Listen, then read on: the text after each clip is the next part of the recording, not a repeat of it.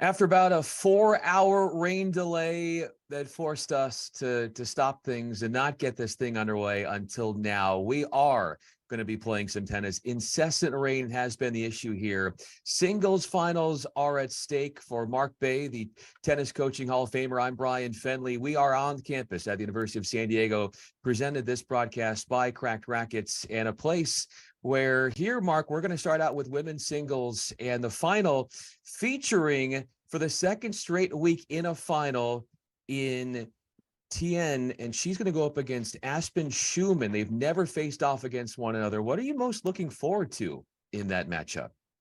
Hey, good late afternoon, Brian. I certainly am happy that we're going to get to play some tennis. What a compelling matchup. An aspiring, 15-year-old upstart junior who's been in the nationals at the Easter Bowl level. That's actually having a run in a 15K, and she's going to take on an actual NCAA champion. So what a compelling intrigue to see sort of the future versus the current relative to college tennis. And with the age gap of 4 years, how does that actually transpose itself onto a tennis match? It's great. Tien is still in school. She's playing matches. She's studying. Schumann is out of school for the year and out swinging free. I'm really excited to see what the ladies' final holds. There are so many storylines in that matchup, which is about to start in just a few moments. Also, and these are two matches that are going to be happening simultaneously. Initially, it was going to be women's singles final here as part of what is the second week of USTA Pro Circuit SoCal Summer Series, but they're going to have to play the final simultaneously now just because of being that we had that weather delay.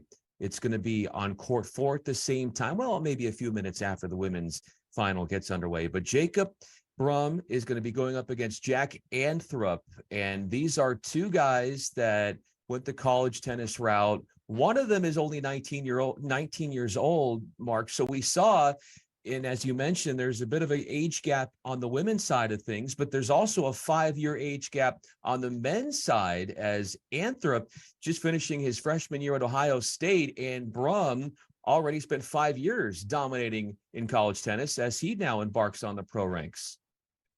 Yeah, it's a big time matchup of two guys who are in their first final. The game styles actually vary a little bit. I think Anthrop has the ability to sort of play back and cat and mouse, but also come forward. And I think Brumm took on a little bit more of an offensive role yesterday against Siverts and came through, obviously, with a great second set tiebreaker and then held it on in the third. So I'm really not sure what style Anthrop will play. I'm curious to see what he comes out as. But this is a current Buckeye versus a former Bear, double Bear actually, because Brumm was at Cal and in addition to Baylor. So he's a two-time Bear out here now on the pro circuit tour at 862 in the world versus 1024. And like I said yesterday, you can throw all these rankings out. You have people that are hungry and have desire and want to win. Jack was the last direct acceptance into the draw, and now he's in the final, so it's exciting for him. And I just wonder how everyone's going to handle sitting around all day for 4 or 5 hours with food and stretching and warming up and anxiety. So I'm just waiting to see the balls go in the air. We are seconds away from seeing those balls go in the air as we now work it over to court 1, moments away from the women's singles final here. From getting started, Fangran Tien trying to be the second straight native of China to win this event. And she is trying to win her first in 2023 ITF singles title. She won one last year as we are underway, and she did it in Champaign, Illinois. So, Mark, as we get this underway, and it looks like we just had our first point. Fangran Tien is serving on the near side. What does she do that Schumann doesn't do? Well, I think Fangran is now, once she gets ahead in the point, willing to come forward and make some transitions. She definitely has done that throughout the action in this event, and I'm looking to see for sure there'll be a lot of baseline duels as we're already seeing here in this first point. But the difference is if Schumann gets in trouble, Tien knows what to do in terms of coming forward. I think that Redelik yesterday made some net appearances and was successful in the first set, but that sort of dissipated in set 2 and 3. and Schumann really throttled in and made some adjustments with some drop shots herself in the third set and was able to get over the finish line.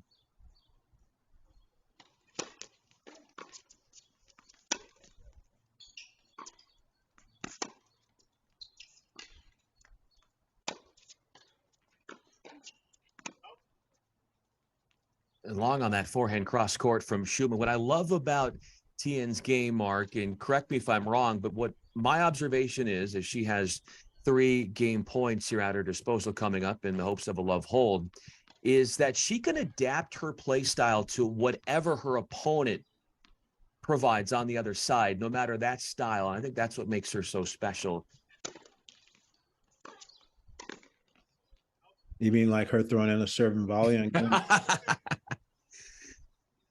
Which we didn't see a whole lot of yesterday from her, Mark. If anything, punches that volley on the backhand side long, but variety. It's a good play. She's up 40-love in the first game and trying to close out the game with an open court shot, and Schumann clearly didn't see her coming.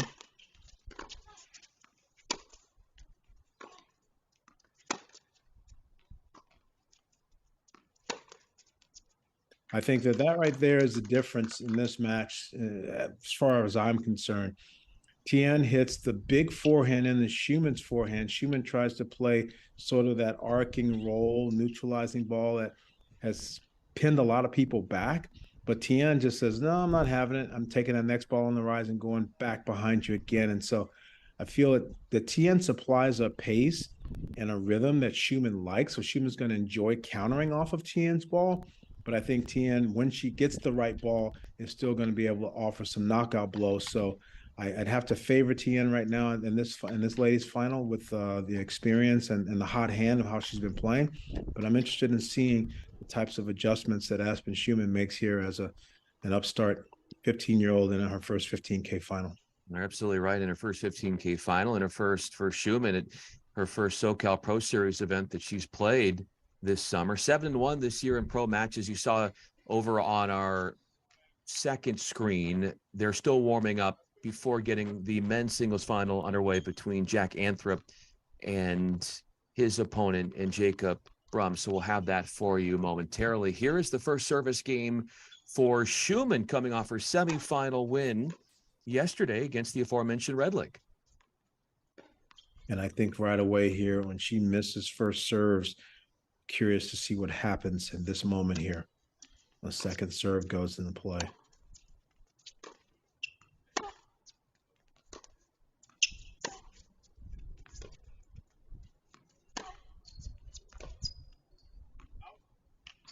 I really think Schumann has such a clean technique on the backhand.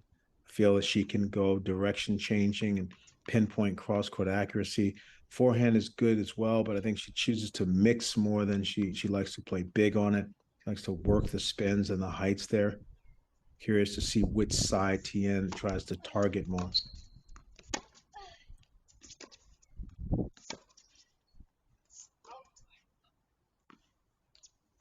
Pairs on both sides, one each in this second game. That win yesterday against Nikki Redlick, 4-6, 6-4, 6-3, took 3 hours and 27 minutes. That was the longest of 6 matches yesterday on these courts.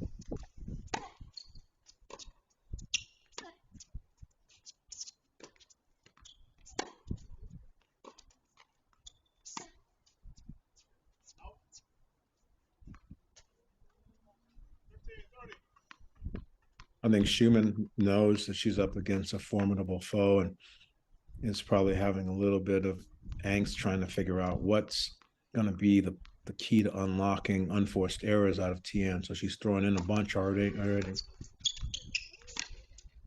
with the slicing, as you can see.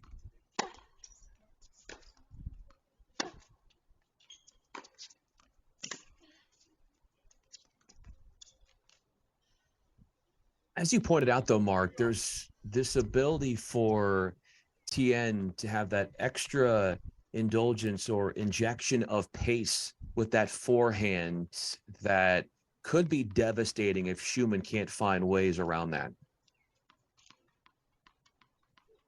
I just think with the nerves in a final, It's going to be helpful for Schumann to get on the board and get a hold here.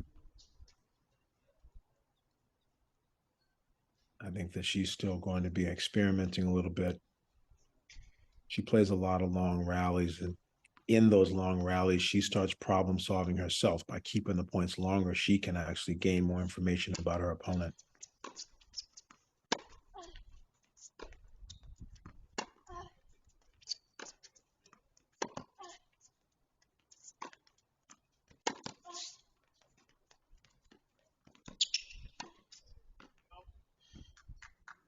And the way Schumann was able to employ the drop shot tactic against Redelik and help herself out in the third, because it induces an ending to the point instead of a back and forth ad infinitum. But I feel that today, as you can see already, with 2 attempts here within 2 games, Tien's going to try to bring the youngster in and not allow her to just hang out back behind the baseline.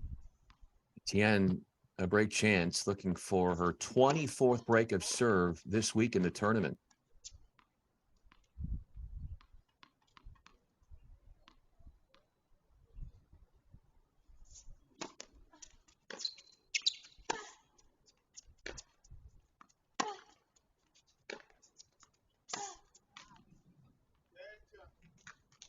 That's tough. She'd had 2 of these forehand slices she tried to bring into the mix here, and that was half the game in terms of 1 long and 1 into the net. So definitely not the start that Schumann wants. And you have this just sense that Tien is just going about her business really, I'm not going to say Federer-esque, but she's so sort of just very calm and consistent in her rituals and almost unfazed by these moments. Amazing for 19. Tien has won 8 of the first 11 points of this match, and that's the 17th time this week Schumann has been broken.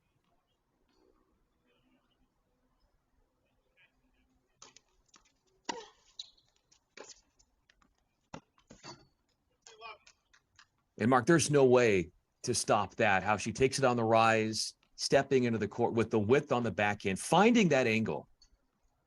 Yeah, that was a bit of almost a side spin inside out backhand. I'm not sure she meant to hit it on the line and have it fade that way. It ended up being a lot more effective than maybe she even originally thought when she chose that shot. But I think the difference is that Schumann, with all those breaks, has been able to break back a lot. I think she's playing a different type of foe today.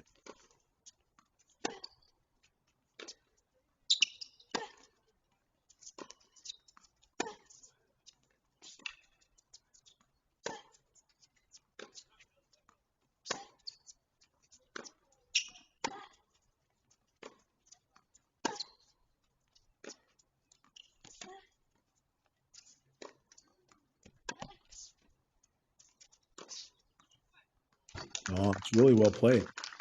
I think that Schumann tried to experiment a little bit here in the first couple of games, and I like her attempt, at least in the early part of this game, to extend the points and maybe try to test Tien's patience to see if she may make an unforced error later.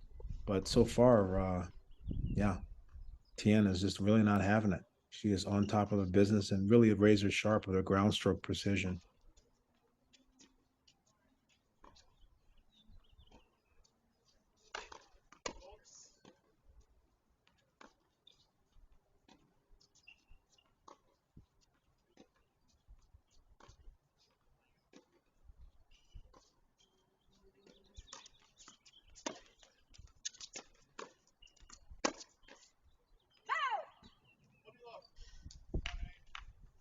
I would have to say, Mark, if there's not a whole lot that Tien is not, there's not a whole lot that Tien is doing that isn't great, but making more first serves, probably something top of mind for her. I'm sure that she's thinking about that.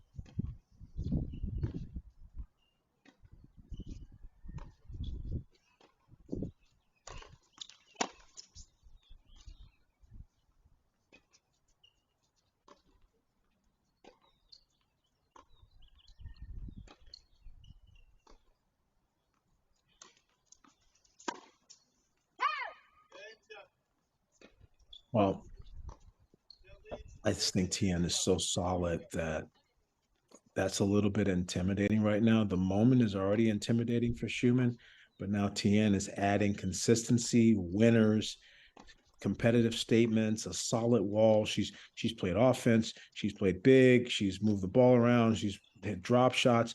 Already within 3 games, she's put on a bit of a display of what she's going to be, which has so far been an impenetrable force. So yeah, I like to see how Schumann now adjusts here after 3 games. 3 games won, only 3 points given up by Tien as she is in control.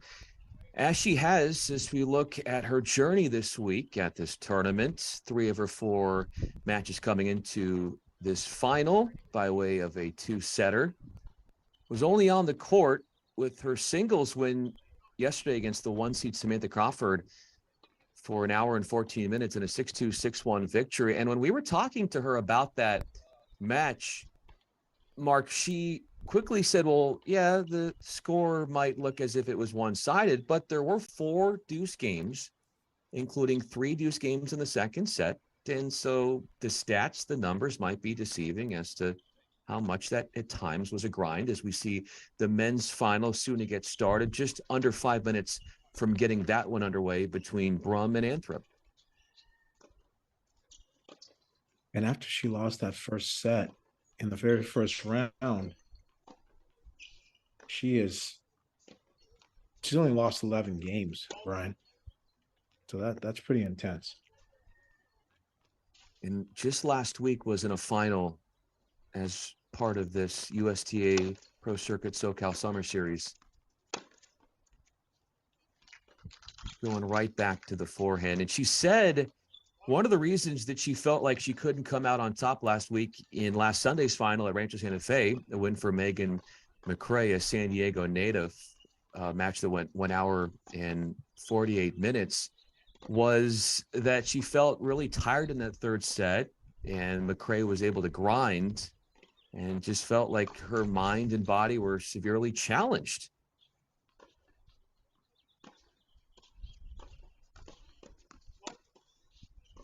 Especially considering she's still academically in school and traveling and competing. There's a lot going on. The rigors of the collegiate schedule most certainly prepare her for things like this. I think in the early part of the season, when you play all Americans and fall nationals and tournaments of that nature, when you're playing a lot of singles matches and then trying to do homework at night, I think this is similar, but obviously it's slightly different when you're on your own for 15K.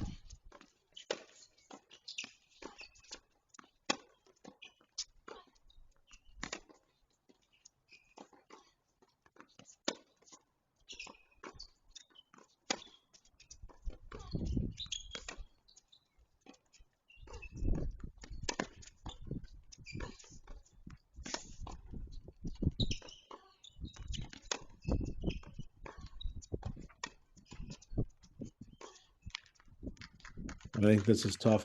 Schumann is not playing poorly. She just has to do a little bit more than she has had to do against the other opponents.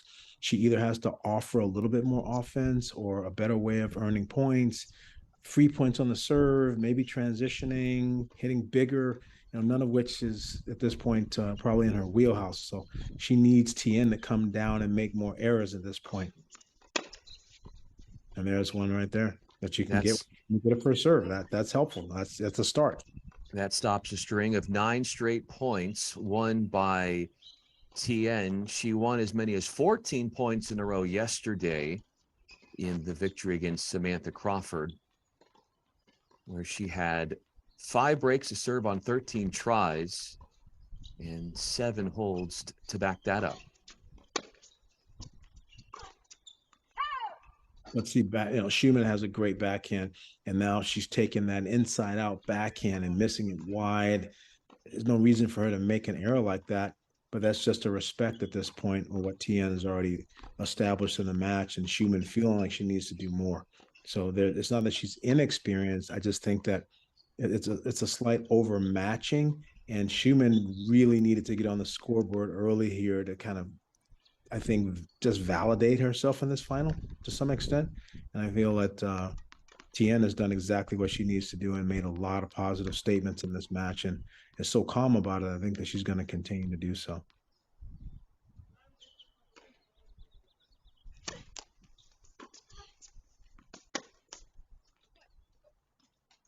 When you're hitting shots like that, Mark, everything seemingly is going your way, falling backwards and then going with the angle with that angled winner on the forehand side. Marvelous stuff. But it's still a good choice. Falling backwards, Brian, you are supposed to hit cross court. That's what the geometry of tennis tells you. And so I mean, I was a winner, but it was most certainly the right choice of shot.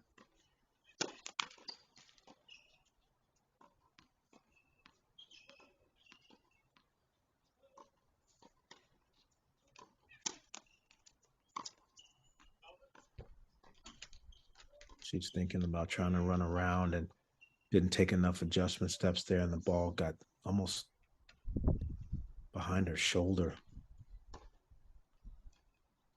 I don't disagree that maybe trying to take some second serve returns as forehands and get ahead in the point with time isn't a bad idea. But really, what I talked about yesterday, even though she won, is going to really be challenging today, which is if you're ahead in the point and you're Schumann, do you actually try to hit a bigger winner or come forward and transition? Or is just being ahead in the point going to be good enough against Tien?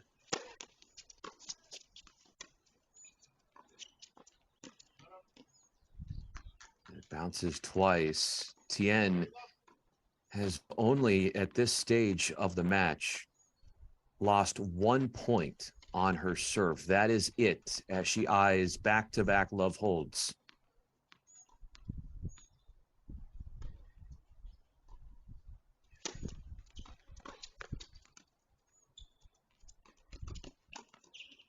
Oh my goodness, the serving volley. This time Schumann gets it at her feet on the dead run. Schumann's got an opportunity to play the pass. She goes cross court. Tien guesses right, and thank you very much, 5-0. And I like it. I like the idea that she's trying to close out the games with a little bit of transition and keep the youngster off balance. It's so far just all Tien. The 1 point that she lost was in an earlier instance, Mark, as you remember, when she went serve and volley and missed that punched too deeply struck volley on the backhand end. As far as Schumann and what she has had to do, what a busy week it has been for her, considering that she had to come out of the quali draw, won 2 matches there, needed a third set super tiebreaker to win that second round of qualies, 10-6.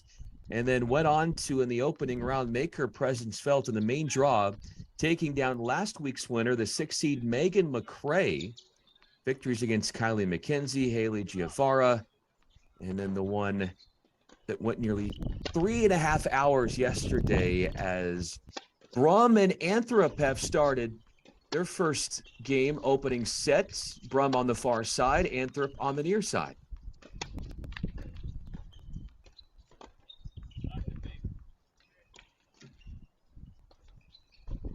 Excited to see what style of play the guys adopt in the men's final. How long the points are lasting and who's looking to finish.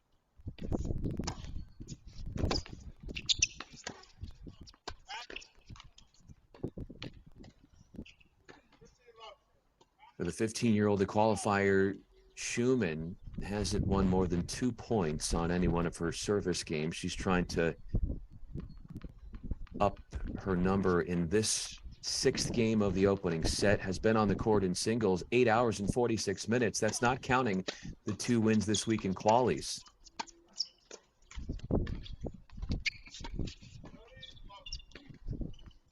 If we were to look at Tien, 5 hours and 40 minutes this week in singles. But Mark, that doesn't tell the whole story because she's also won 4 matches in doubles. We watched yesterday.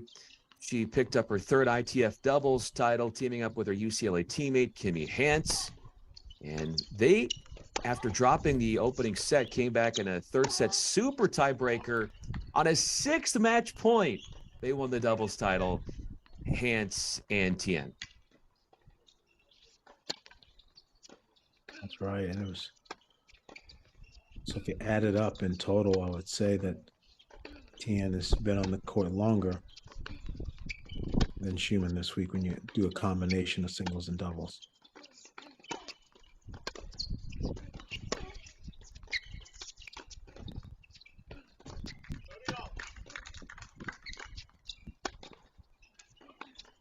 Swinging that forehand so freely is Tien. Well, it's first game, which is where Tien's made 2 unforced errors. So Schumann is currently at 30 all, but it's because there's been a higher unforced error count. And that steady diet of support of unforced errors plus forced errors is why Schumann's been so successful. Right now, with Tien playing so stingy, it's just been hard for her so far.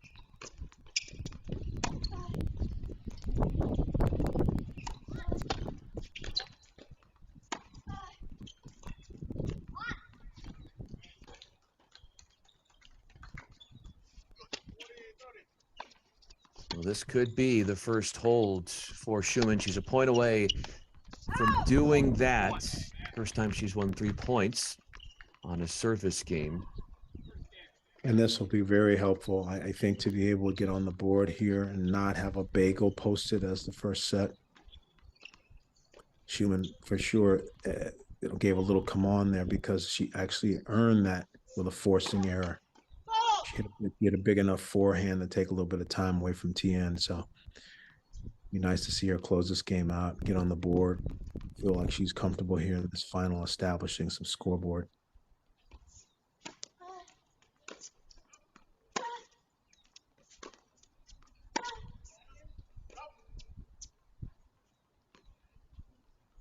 As you would say, Mark, the plot thickens just a little bit, and we take it to a deuce. This is our first deuce game, already broken twice today. Schumann, yesterday in 3 hours and 27 minutes, she was broken just 4 times on 9 chances against her service.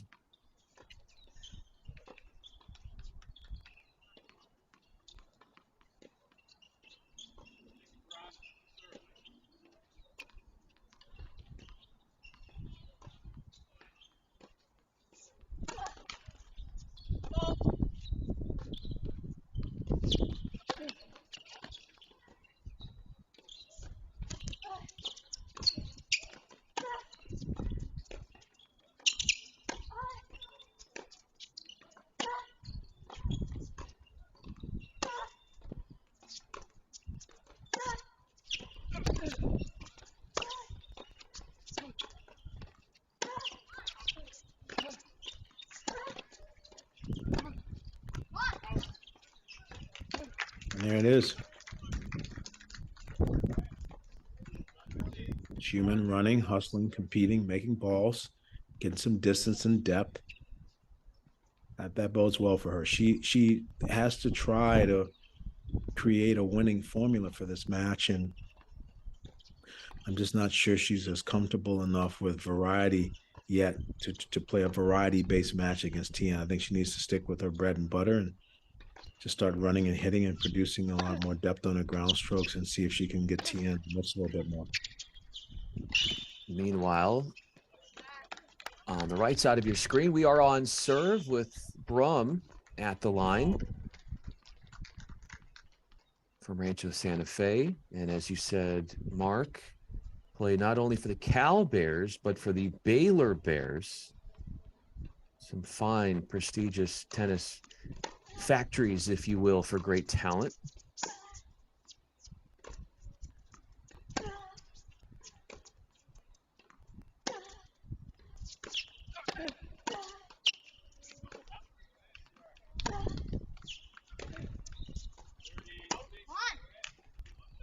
And to Death Rider's question in the chat, do I think Schumann has a little bit fatigued from yesterday? Yes, she's young. So her legs, it's not just from yesterday, it's the totality of all the matches and coming through qualies. It is not easy to play the style that she plays and definitely to play all of the matches and the opponent. So she's feeling it a little bit, but she's going to get out there in the element of the match and do better. I just think that Tien came out and played solid, and she often, Schumann just competing often can get games just on that. And I think that she wasn't doing anything tennis-wise to earn games. And as the games were getting away from her, she was getting a little bewildered. So yeah, some players are more quality-based. They start off with big serves and big weapons, and some players just get out there and fight their butts off and actually learn how to work their way into a match. And believe it or not, Djokovic, who is Grand Slam champion 23 times over, is a little bit like that. Sometimes he comes out and makes balls and fights and earns his way into it. Today, Ruud had a nice lead on him, and he turned that script and obviously got title number 23. So, yeah, Schumann's tired, but Tien's tired as well. They're both tired. Trying to change the script of this opening set. Schumann with a nice pass down the line with their vaunted two-hander, and is putting some added pressure here on Tien's delivery. First time Tien has given up 2 points by a returner in a game.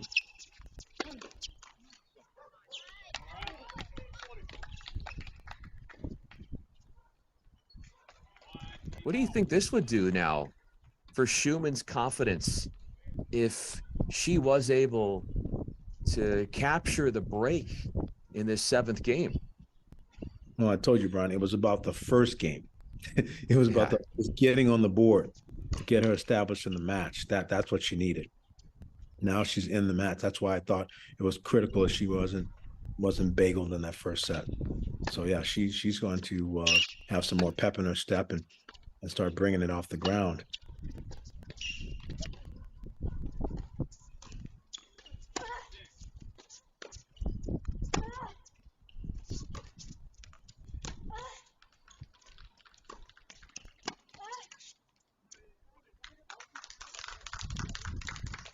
But I think if Tien has her in trouble and gets her on the stretch where she's floating ball, she needs to come forward and use all of the transition confidence that she should have from being a doubles champion in this tournament to help her close out the singles as well.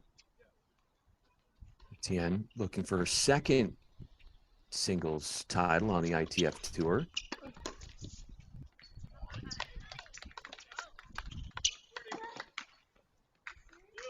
First one came, as we mentioned, last fall in Champaign, Illinois. And when we got to talk to her yesterday, Mark, after her win in the semifinal against Samantha Crawford, you brought up a really interesting point about how there is this ability now for college coaches to be able to communicate with players on the court, and her thoughts on that. And more so than what a coach can say to her on the court, it's that they want her to stay positive no matter what's happening. And she radiates that positivity, and it's showing in her performance as well.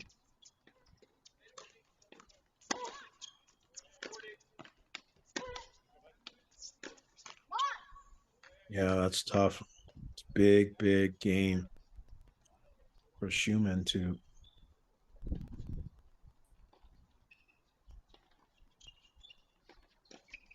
Anthrop, oh, sorry to interrupt. It looks like Anthrop is found some break points here.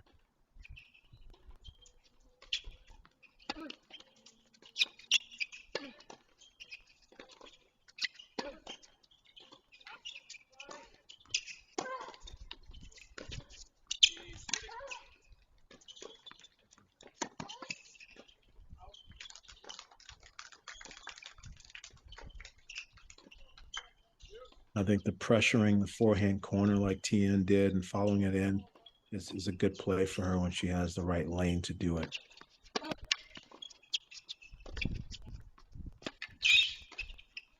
Use game number 2 on court 1.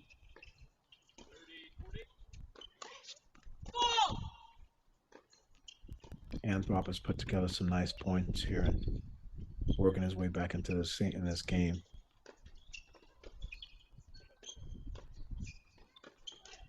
Brumm playing from behind so much yesterday. I'm sure he'd like to try to play from ahead to start the final.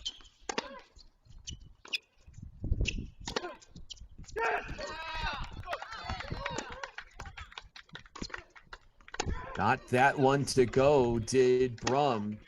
He breaks for the 11th time this week and jumps ahead 2-1.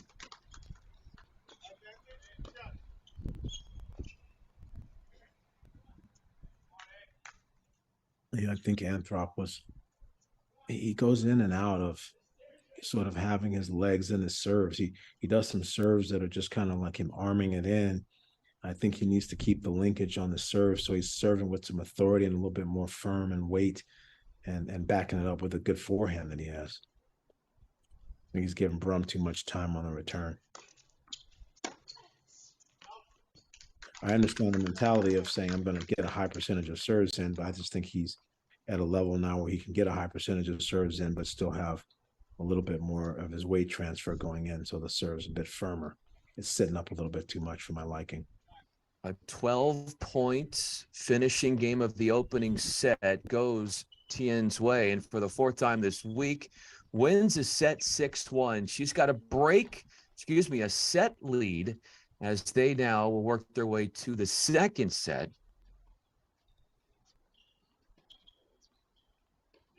With Brumm readying to serve on the far side, on the men's side.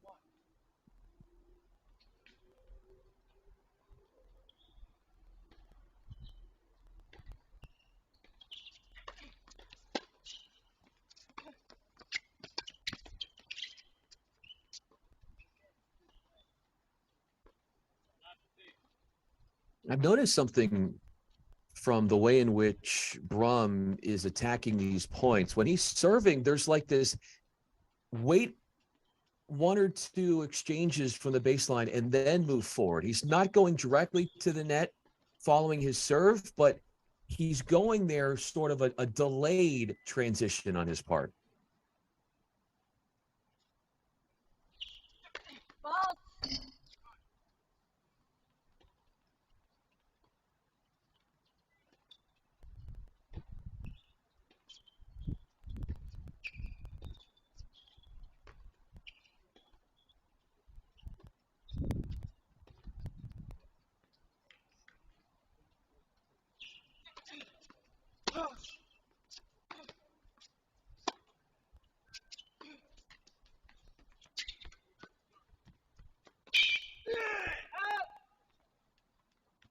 Good feel.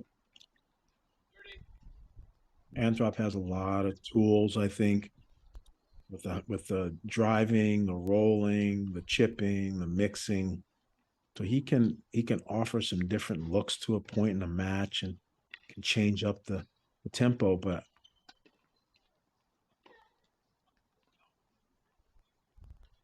I just worry that if he leaves too many balls in the center of the court, he's going to allow Brumm to dictate.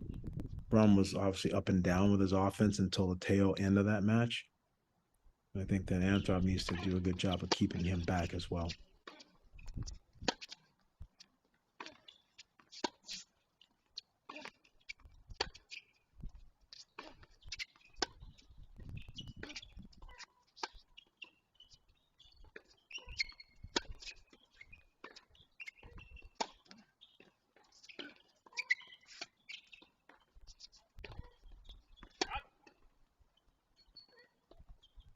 It's a different kind of match than Anthrop was playing yesterday. Yesterday, he was just under so much pressure with the way that Keegan Smith can serve the ball and come forward that he didn't have a lot of room to kind of be himself and roam and experiment and play the different styles off the ground and different types of rallies. I think today he's going to get that. Still has to be careful not to leave Brumm too much of an opportunity. I worry about where Jack's core position is. I think that when Jack is serving, he should be closer to the baseline. And on the return game, it's okay for him to be back and compete some, but I think he should have his core position always as close to the baseline eventually as he can.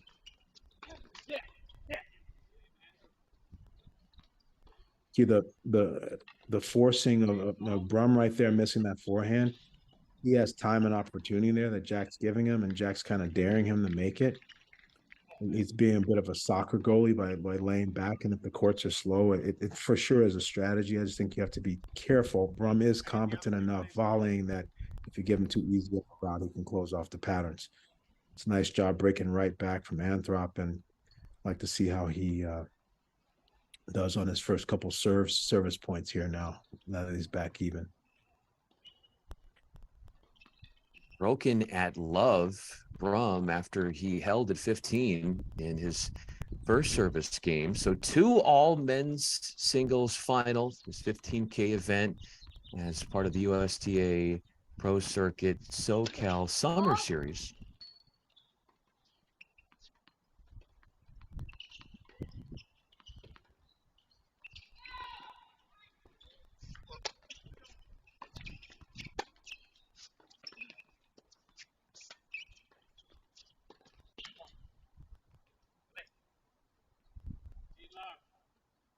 Yeah, so far using the slice is getting him a few unforced errors. That's the 4th unforced error he's able to generate by keeping the slice down.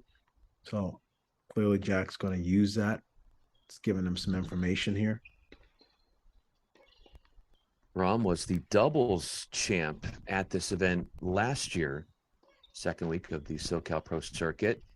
Still looking for his first ITF singles crown. 1 win away from making that happen.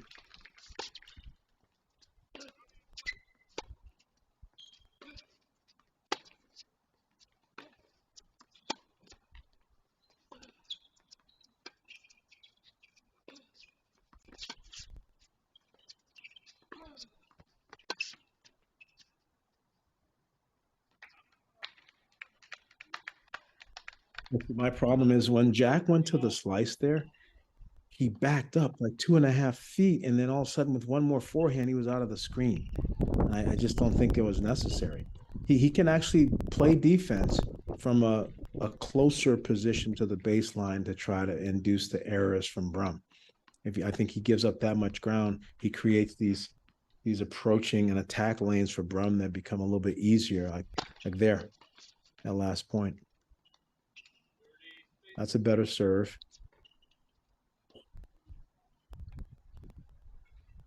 These guys haven't played with one another, and I think that now that you're finishing maybe the 4th game, there's been a couple of service games for both guys. They have a better sense, and after 2-3, either way, both of them can maybe come up with a winning formula for this match.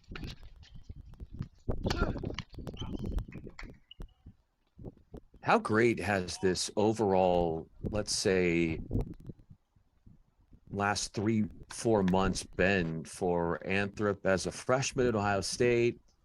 Was in that 6 single spot, went 16-1, helped the Buckeyes get to the NCAA championship. Crack Records was on scene there for that one, and all week long with the team competition and the individual competitions as well. They fell short in that final against Virginia.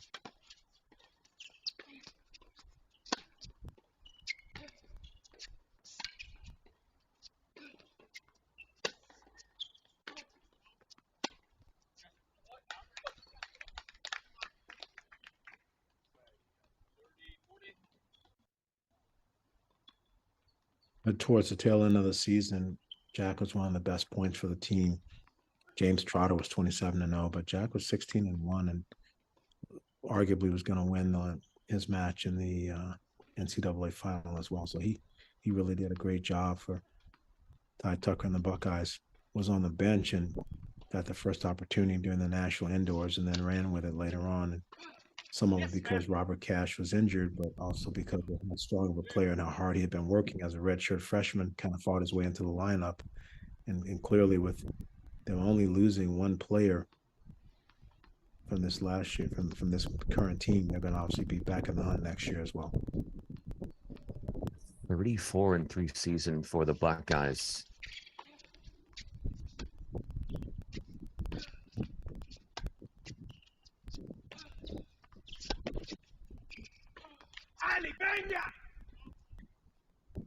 It's so much about his game is predicated on whether that forehand simply stays in or comes up with an error. Everything, it seems, to how far he can go and where this game is going to take him, I'm noticing, is incumbent upon the forehand and what he can or can't do with it.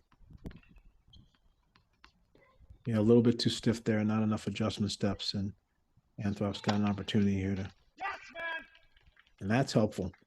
Get some free points on the serve to go along with his ability to defend and mix. That's definitely going to be a good recipe for Anthrop. That's a nice job responding from losing his serve there at 1-all. Get this back up to 3-2. Back-to-back games won by Anthrop as they head to a changeover. A love hold in reach for Tien here in women's singles final action.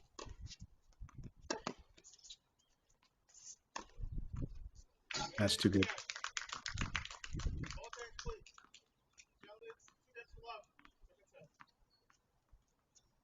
That would be her second love hold today. She had 2 love holds yesterday in the semifinals of her 7 holds that she mustered, along with the 5 breaks of serve.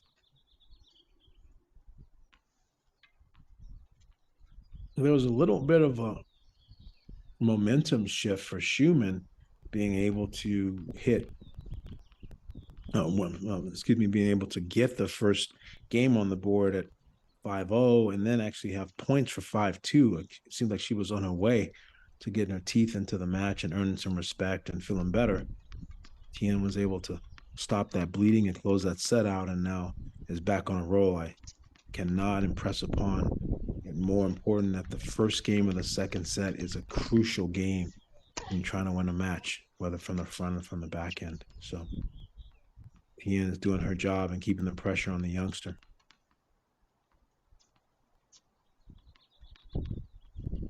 Hogan at 30 in that first game of the second set was Schumann.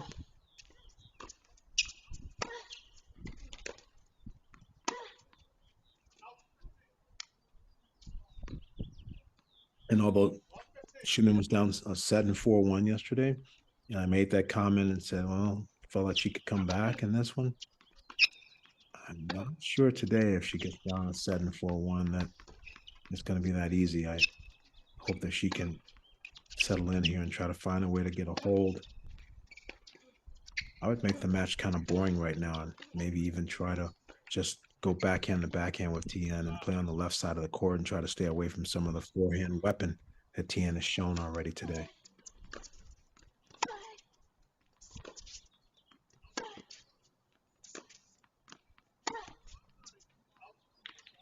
It's so hard to keep it away, though, Mark, from that Tien forehand, and it does some big damage in that point, too, to elicit the forced error. Yeah, it's hard when you're not getting your first serves in. Aspen's not getting the serve in, which is not allowing her to organize the point. So by throwing in the second serve that she's worried about, just double faulting to begin with, Tien's teeing off, and she's already on the back side of the point.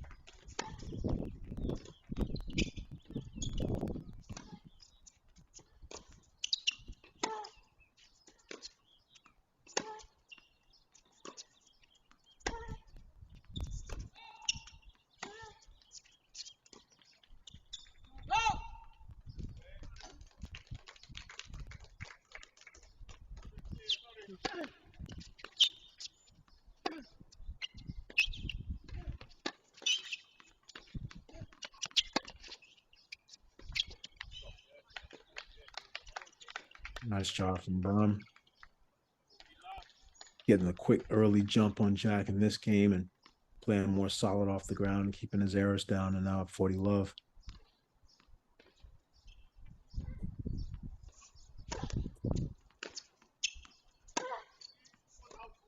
Had a break lead, 2-1, broken right away.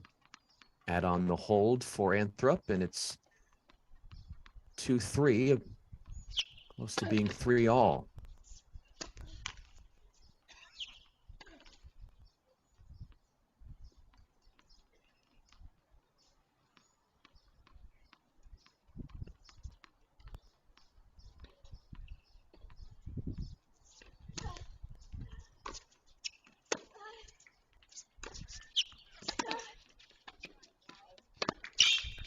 You know, the pressure on the forehand side is where Tien has really got a big advantage in the points.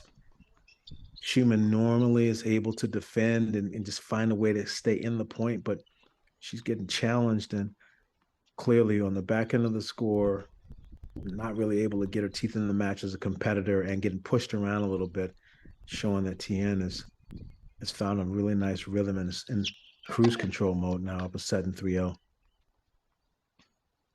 4 for 5 on break chances is Tien, enjoying a double break advantage in that second set.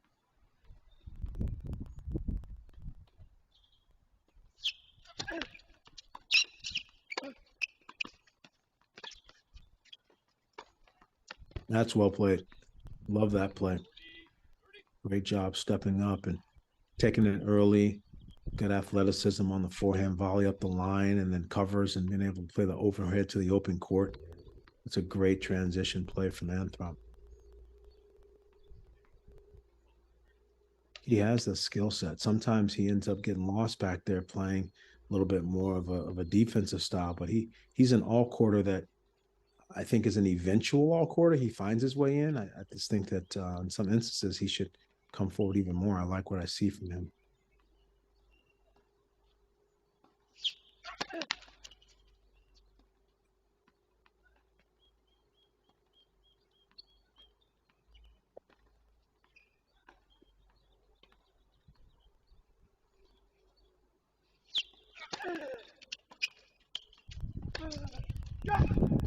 Good ball.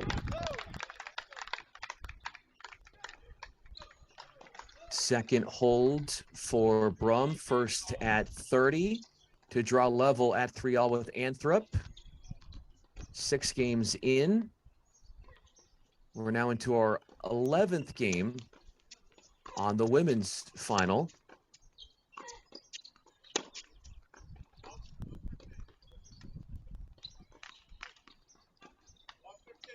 You said, Mark, for Schumann at the end of that opening set, just get a game. Maybe that can help.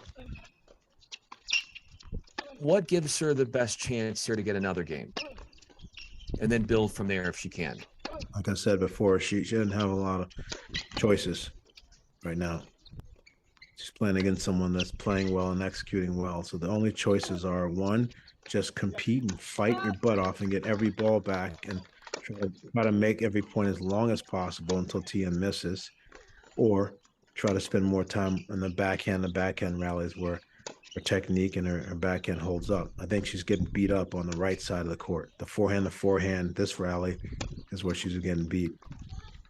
Backhand is where she has a better chance. So Tien is going to take the balls out of the air and close off the court well like that, then it's going to make it difficult for her. It's part of being a 15-year-old. And the 15-year-old, when she plays 18-year-old juniors in American tournaments, they're not, coming in and putting the balls away and keeping their consistency level up as high. So she's doing well.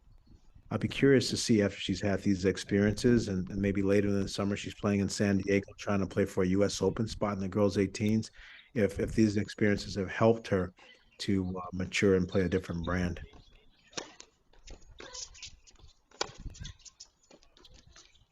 But that right there, that big ball into the forehand corner, that's the one that's been creating all the time and opportunity for Tien. Tien makes an unforced error there, but that big first forehand into the Schumann forehand is where the points are really, I think, where Tien's gaining control. She's gained control in this SoCal Pro Series. The record this week, obviously, perfect, but 8 of 9 is her win-loss record, having won 8 of 9 matches coming into today in the last 2 weeks. And that's not counting the large number of wins that she had in the NCAA tournament as the singles champ. First time that UCLA Bruin has done that in nearly 30 years on the NCAA singles final.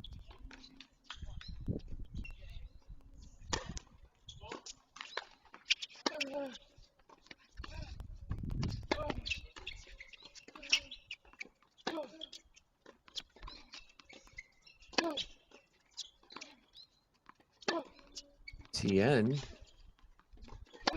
on the doorstep of losing her service.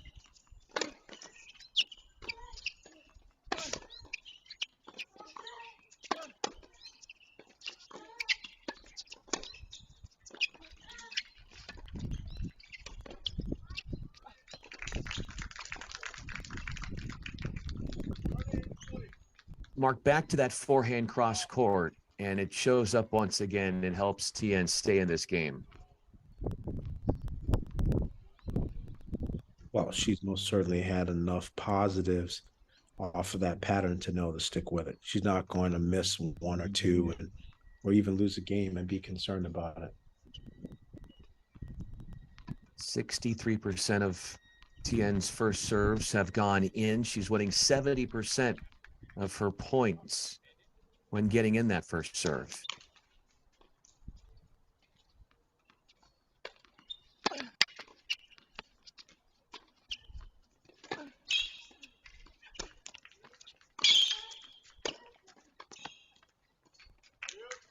And with a break chance over her head, she saves a 5th break point of this match with a risky but very rewarding shot down the line.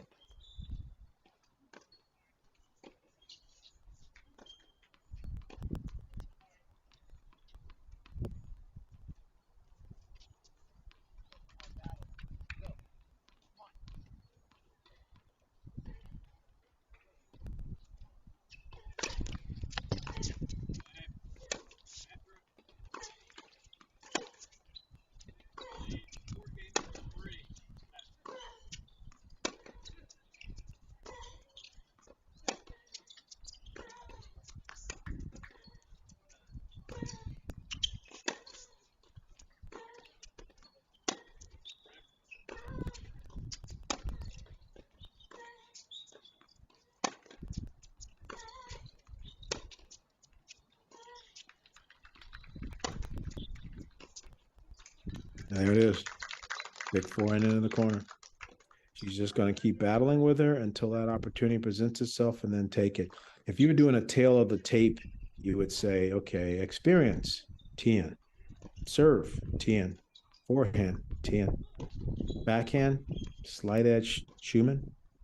And then movement, slight edge, maybe Tien and movement.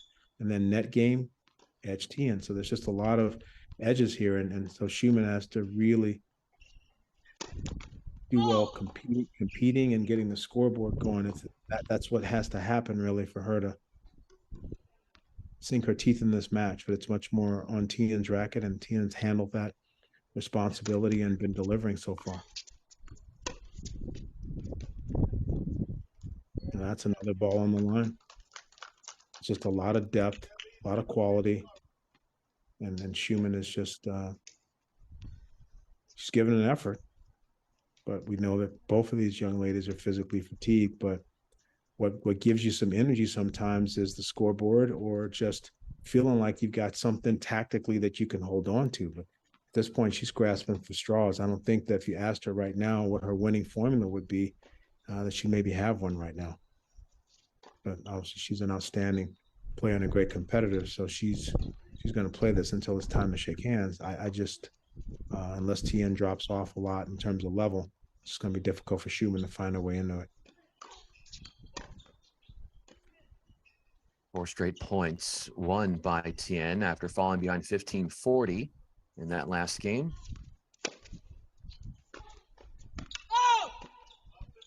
She had break points, did Schumann, 2 of them at love 3, and then 3 at 1-5, 5 total.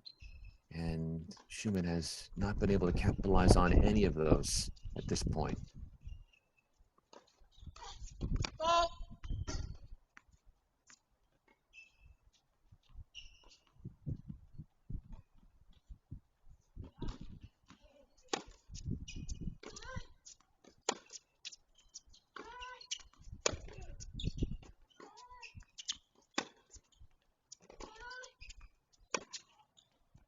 Too good.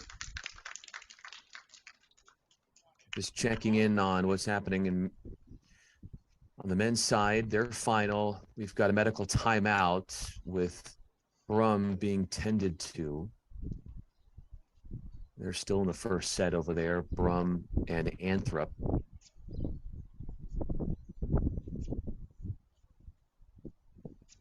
Very physical match yesterday with Brumm and Zivert, and he most certainly is. Got to be feeling it a little bit today.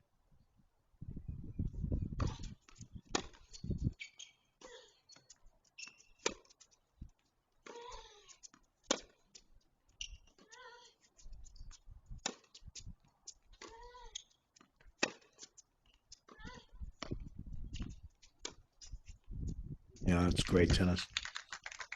Good movement. She's figuring out just in terms of hitting the first deep ground stroke in the rally. She's earning time and then cutting the court off. And with opportunity, she's really picking, I think, great decisions for the final shot. Her last shot has not been risky. It's been a lot of cross court winners, actually, not as many down the line winners from Tien. So I just love the feet. And I love this adjustment on the court position to move up on the second serve and attack it. See, that's all really great winning tennis. You're sending the message, hey, listen, you have no chance to hold here. I'm not going to allow it. And it's going to be a short afternoon here for this ladies' final. The medical timeout is over. Men's final resuming. Anthrop can't track down that little drop shot. A little feathery finish with a drop volley from Brumm.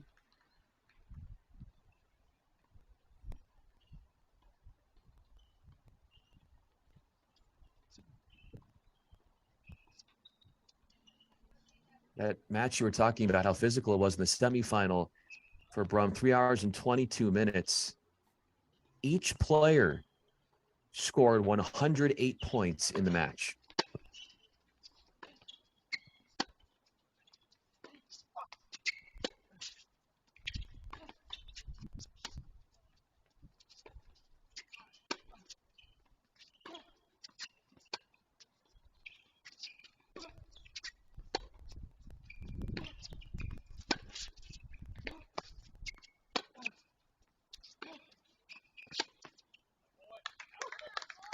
Good ball. Good quality. Anthrop sometimes can come up a little flat and stiff on the backhand and not get enough shape on him, particularly when he's deep in the court. He has to make sure that he accelerates and puts some lift on. I thought that Anthrop raised his level on his backhand against Keegan Smith yesterday, and that was needed because slicing and floating too many of those was not going to be good for that matchup. So he made a great adjustment with his backhand yesterday. Serving for the trophy is Tien on court one.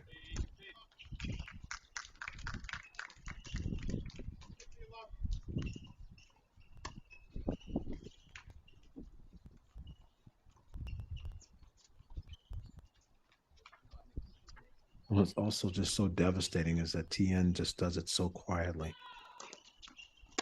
She just really, well, that one was called wild, but she's just surgically taking Schumann apart here, and it's quiet. It's not a whole bunch of rah-rah. She's not yelling and screaming and fist pumping and being very demonstrative. It's just a silent assassin she is. Really efficient game, and hats off to Coach Stella, Sampras, Webster, and Rance, because they found this young lady. She didn't have a lot of results. They thought she was good, but she didn't have a lot of results, and they took a chance on her, and turns out to be what a union.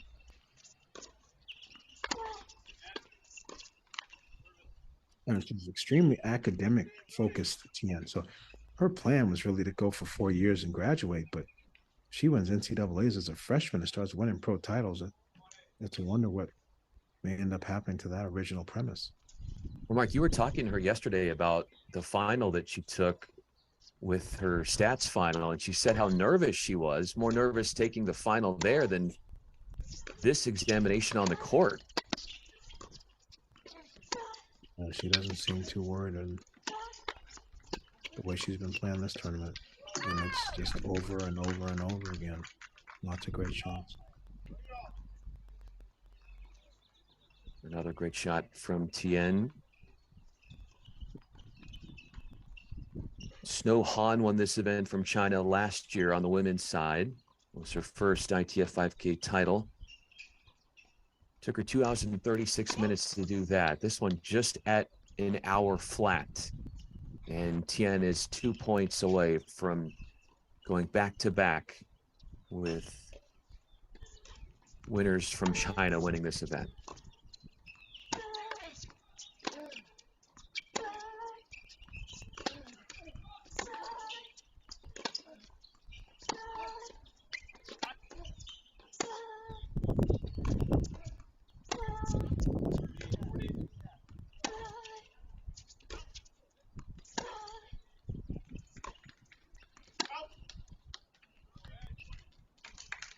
That's what I meant. Schumann just simplifying the tennis and taking all the responsibility off of herself and just saying, hey, you're the big bad collegiate player. I'm just a little junior, happy to be here. I'm just going to make balls and run. You put them all away. Like sometimes when you transfer the responsibility to the other side, it can get easier. It's just, unfortunately, just way too much scoreboard to overcome, probably. Second straight service game for Tien where she's had to deal with at least one break point.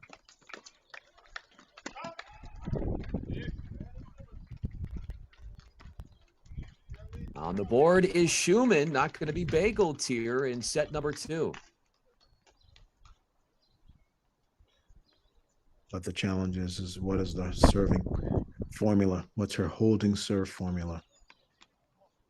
That's the piece that's really lacking here so far today.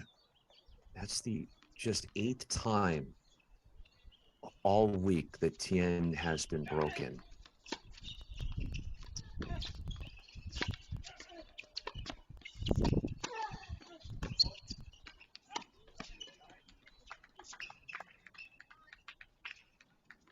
Of course, that's over the span of 5 matches.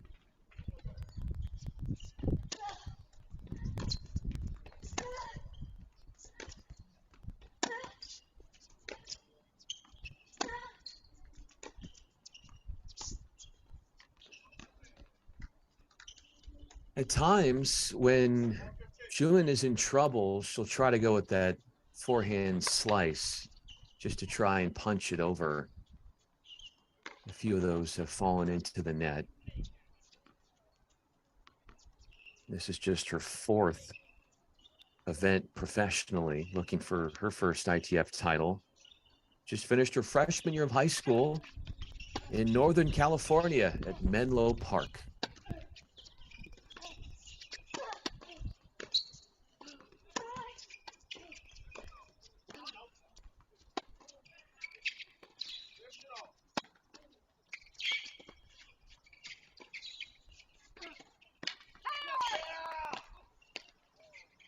Good job. Good transition from Anthrop and covered the line. I'd like to see him come forward a bit more and not try to rely exclusively on Brumm's unforced errors, because Brumm, we saw yesterday, can be up or down. It's a different type of roller coaster ride when he's playing well and not. They're about to play their 9th point in that 8th game. Second deuce for Brumm, trying to hold.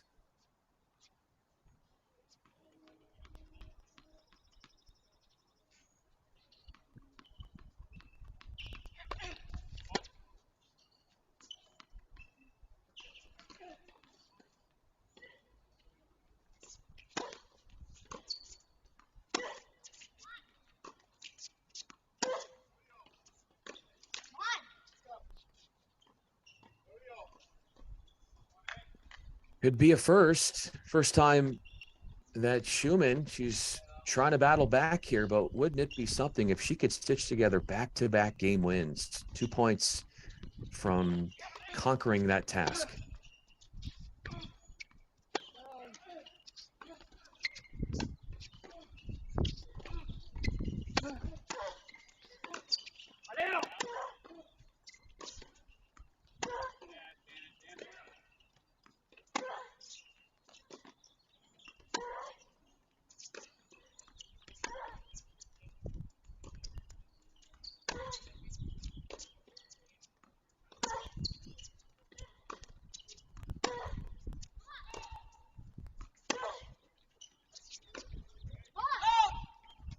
That's the type of point Schumann loves to play.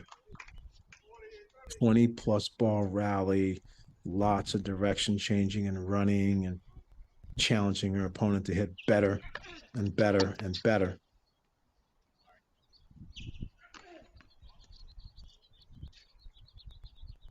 Would be a big boost in her psyche to be able to get 2 games in a row.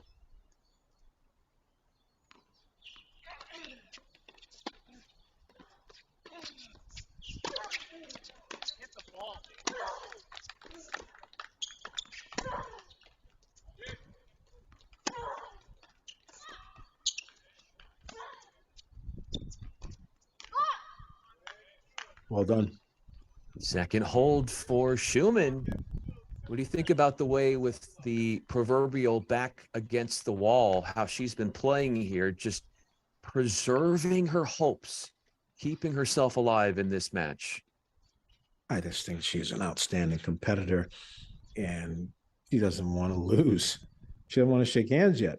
Great competitors will fight till the end because they hate to lose, and they don't want to be embarrassed by having such a low amount of games, on the scoreboard in the final. So she's going to fight tooth and nail. Tien will have to put her down, but a couple games in a row for Schumann is a real positive considering she was down so far.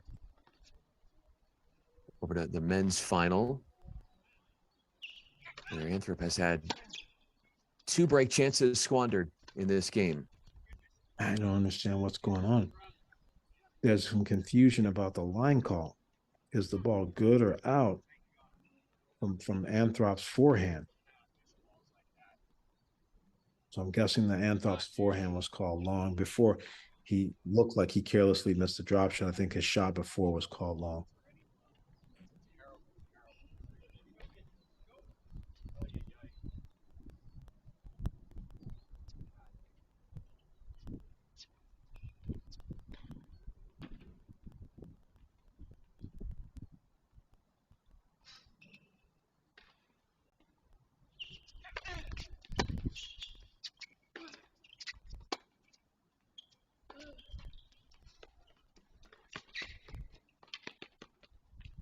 Did he sneak that one by, Mark? Oh, my goodness. Yeah, he did. He did. It's a nice job. Jack has a good feel, and I think a good sense on the slice. We'll continue to monitor the happenings on court 4 while Tien will get a second crack at serving for a championship.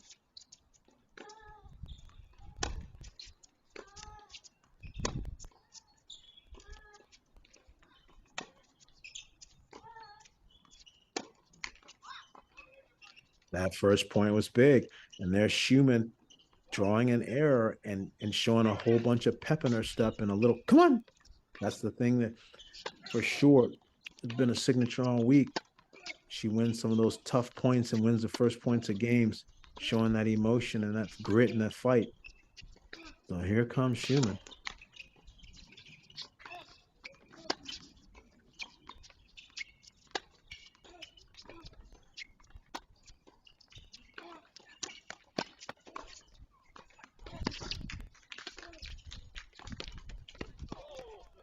A chance to attack that second serve. Schumann airmails her return.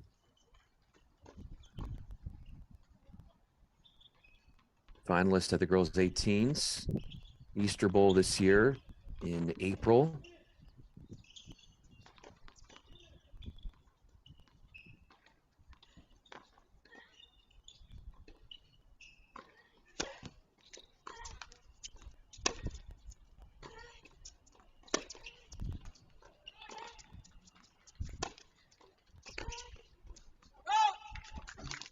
Good pressure.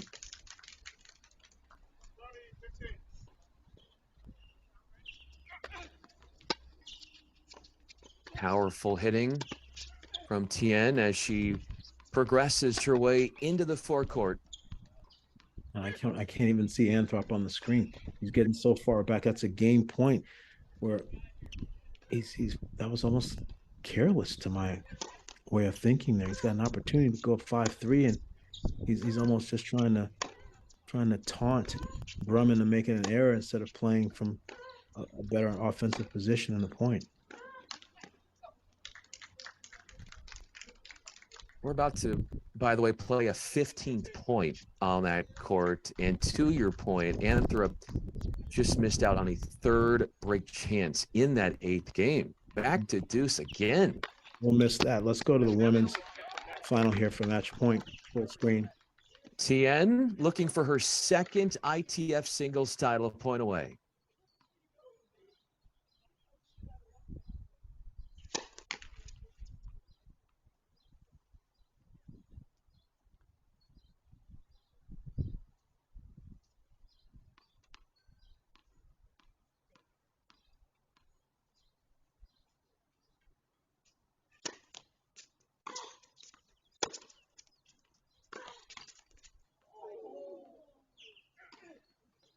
Fortune favors Schumann staying alive with that let cord, and it dies on Tien's side.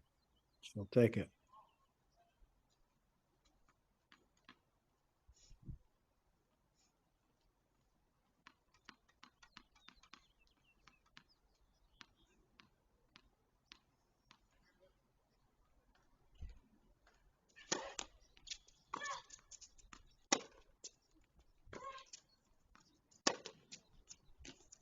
That's the shot, the signature one that's been there, and the number one reason why she was able to dominate this match.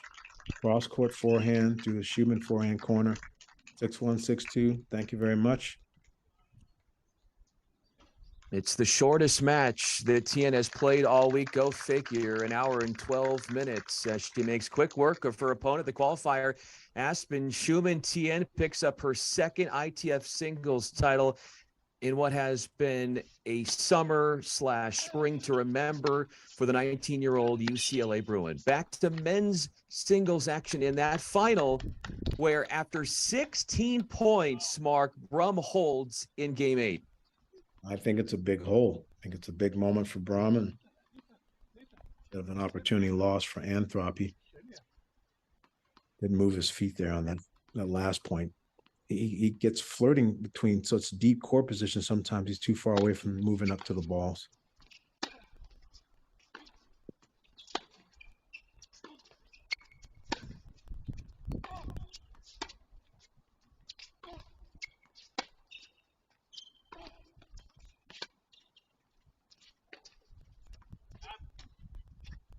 Yeah, that's one that Brumm was having a tough time with yesterday as well. When the backhand is going cross court, but it's still in a position where he can run around it, but it's on its way into his body. He has a difficult time getting out of the way of that one, whether it be inside out or inside in.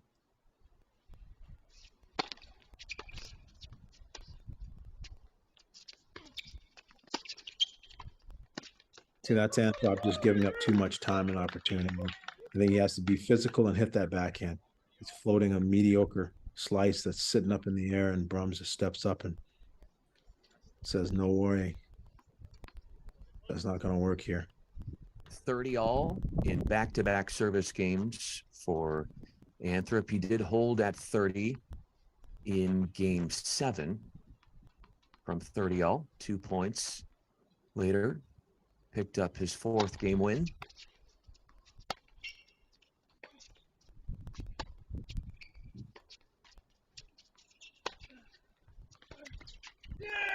Yeah, I think that's the way you should play on your own serve. Call me old school and traditional, but back in the Stone Ages when I played on my serve, I wanted to be in control of time and space and terms. I was okay on the other opponents. My opponent's serve to lay back and maybe grind or try to find a weakness or try to milk some unforced errors. But I definitely didn't want to my own serve back up 8 feet behind the baseline and run the risk of getting pushed around. To me, that defeats the purpose of having the serve and the opportunity to start the.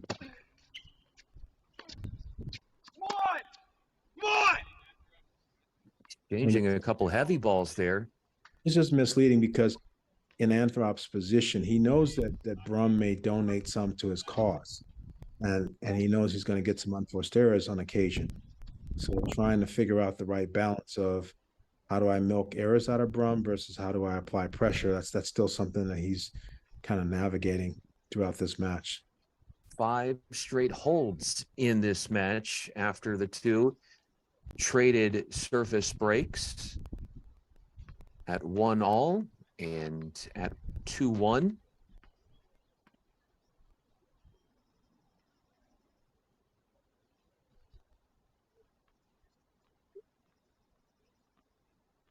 What a week for Jacob Brumm. 24 years old, 24-15 this year. That is his resume this week.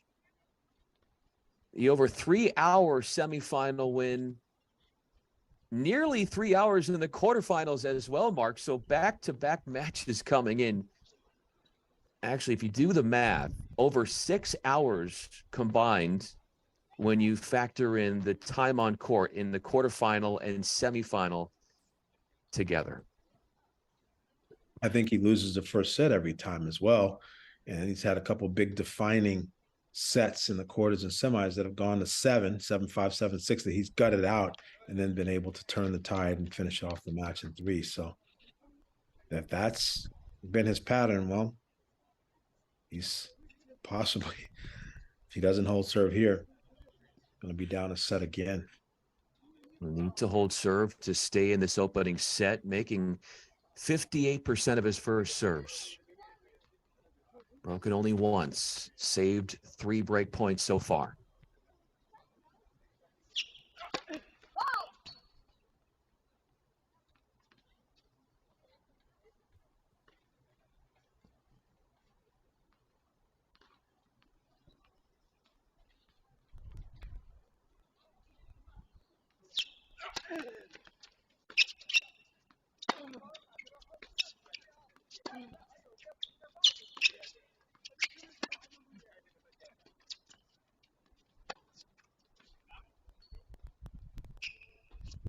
And slice backhand draws another error.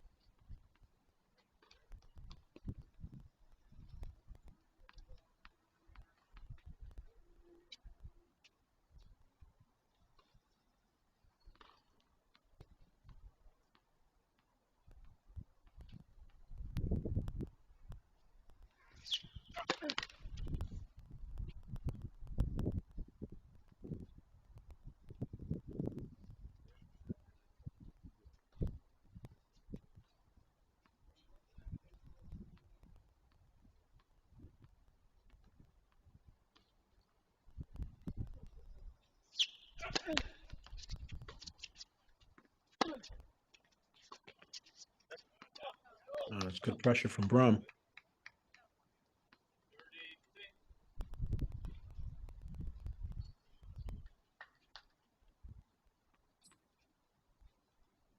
So we are going to have Van Gran Tien join us momentarily. Currently taking pictures, soaking up the moment after winning for the first time a singles event on the USTA Pro Circuit SoCal Series.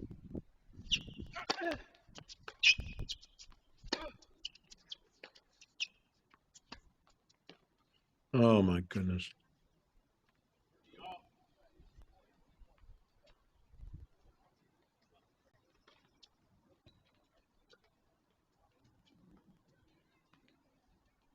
Now, when you say, oh my goodness, Mark, what is getting you to have that reaction? There's just no way he should take that forehand and look for a drop shot in that moment.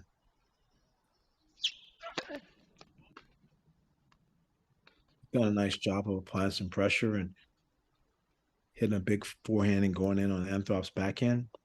Make that same transition route again.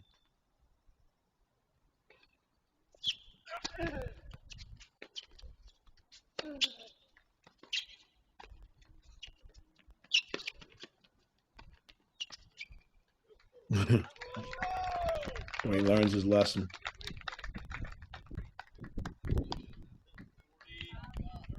If Anthrop is not going to be physical in the early part of the point, he's going to give Brumm time and opportunity, then Brumm should press him. I don't care if it's 50, 60, 70 times. He should keep coming forward.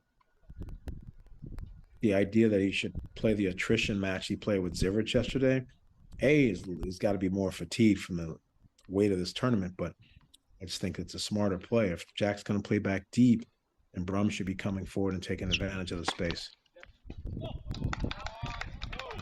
And there it is, taking advantage of the space on the ace because Anthrop is standing pretty far back on the return. He went out wide and gave him that opportunity. I think Jack dared him to some degree to make the serve, but Brumm answers the bell and 5-all. Ace out wide for Brumm, his first in this match. That is 12 aces this week for him at this 15K event.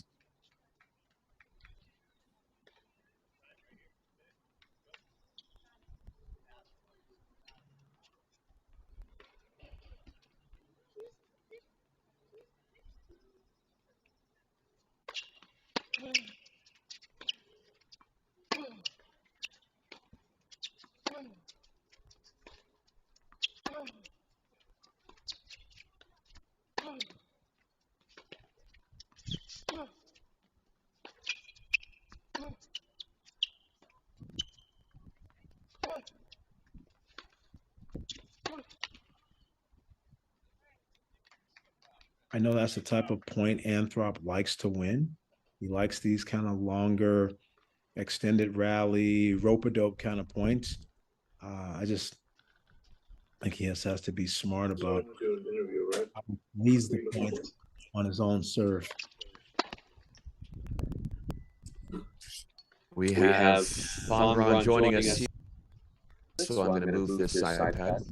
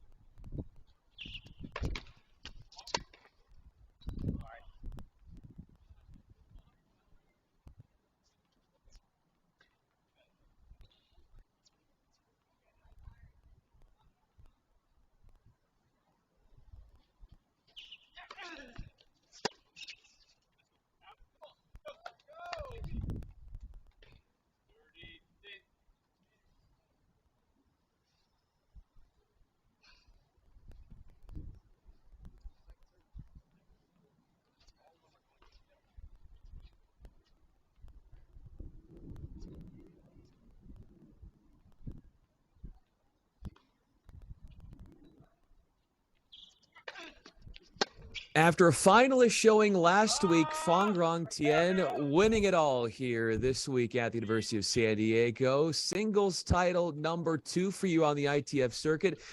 Fang, thanks so much for joining. Mark Bay, I'm Brian Fenley. What was different about your mental approach last Sunday when you got to the finals, and then what you did today that made all the difference?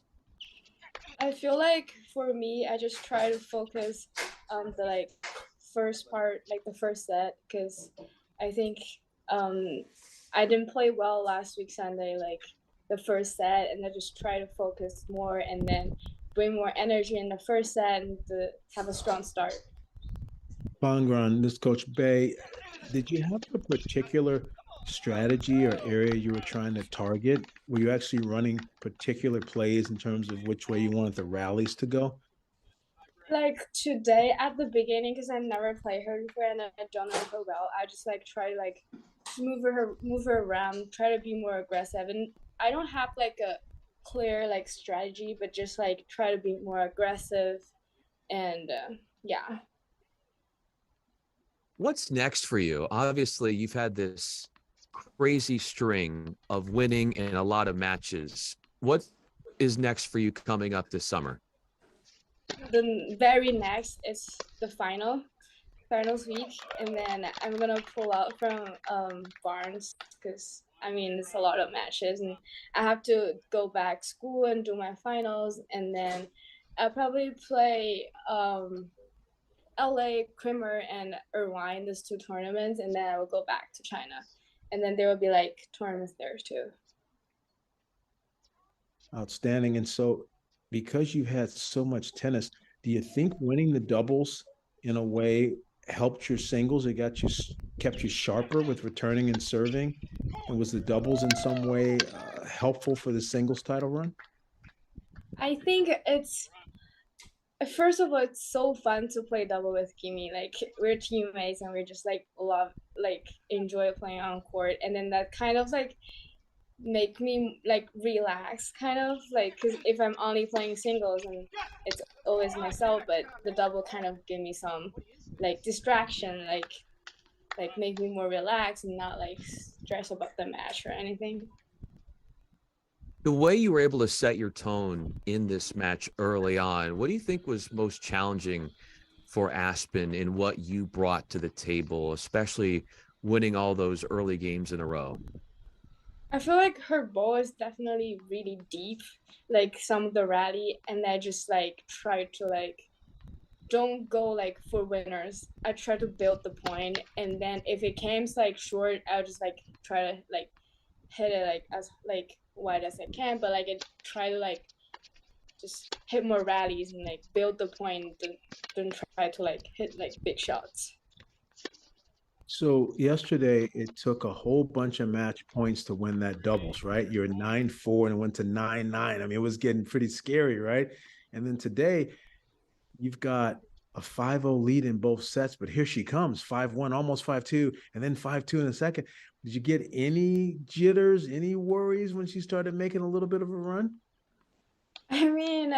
Yesterday's doubles was hilarious. I couldn't imagine if we lost that match. It would be so sad. But I'm glad we put through. And then today, I feel compared to yesterday, today's situation is a little different because I was 5-0, not 5-4 having match point. But still, I just try to focus on the next game. I know I missed some when I'm up 5-0, but I just try to rebuild it and try to not think about last game and just imagine I'm not 3-0 right now and I need a solid game. Fang Tien, my last question would be, we had that weather delay. It was 4 hours long. It seemed as if when you came out onto the court and were ready to play that you were totally dialed in. How did you do that given the weather disruption that we had on a day like today? I feel first, I've been playing so much tennis recently, so I don't really I feel I need few balls to warm up and I had the feeling. And also I think it's really long, but I got schoolwork, so I'm not like I have something to do. It keep me like energetic and like just like awake, and just so I wasn't like too stressed about the weather.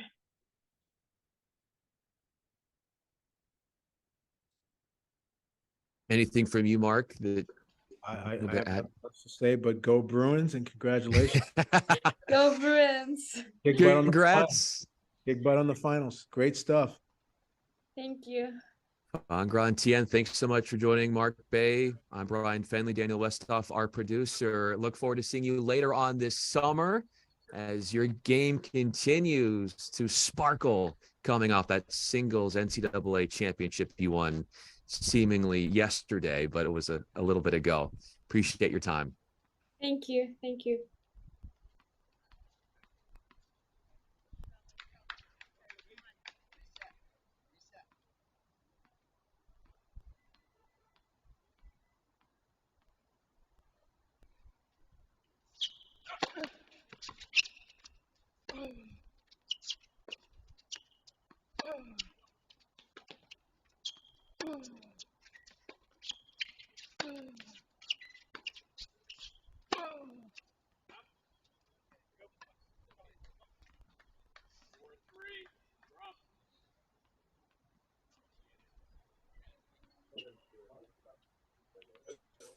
Tiebreaker already had a few momentum shifts.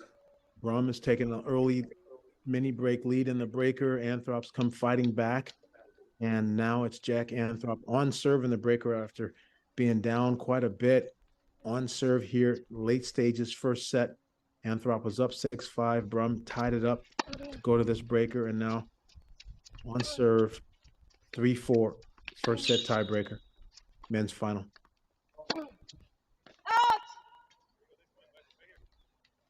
Unforced error wide. Now Anthrop evens it up at 4-all.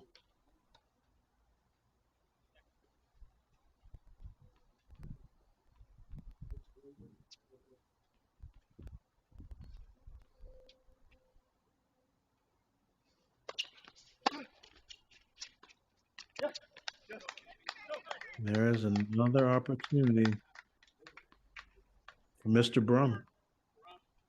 Not a lot of footwork there. Willingness not to produce the two-hand back, and that ball sat there and could have been crushed. But Anthrop likes to go to the slice a lot and mix it. And sometimes when you're nervous, you like to throw the slice in. But it also begs the question of a low net clearance shot, which can sometimes go into the net at a big moment. And that for sure was a big moment. 5-4 Brumm.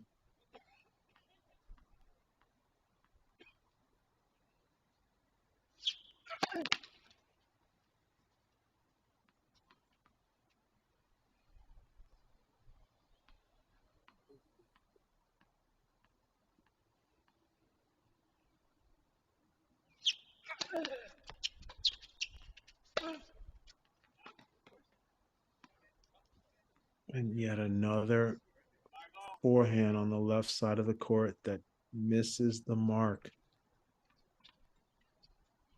A lot of, yeah. I was just going to say that this is a lot tighter mark of a tiebreaker for Brumm than the one yesterday where he got it done in 8 points.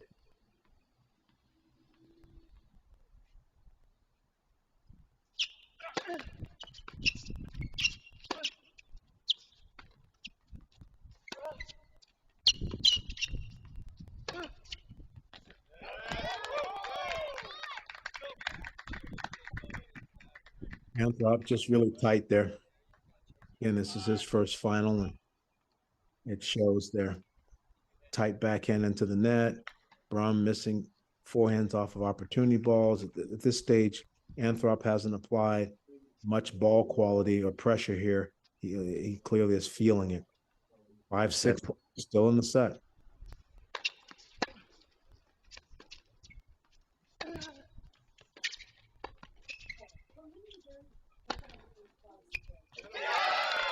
He's got the opening set with a smash.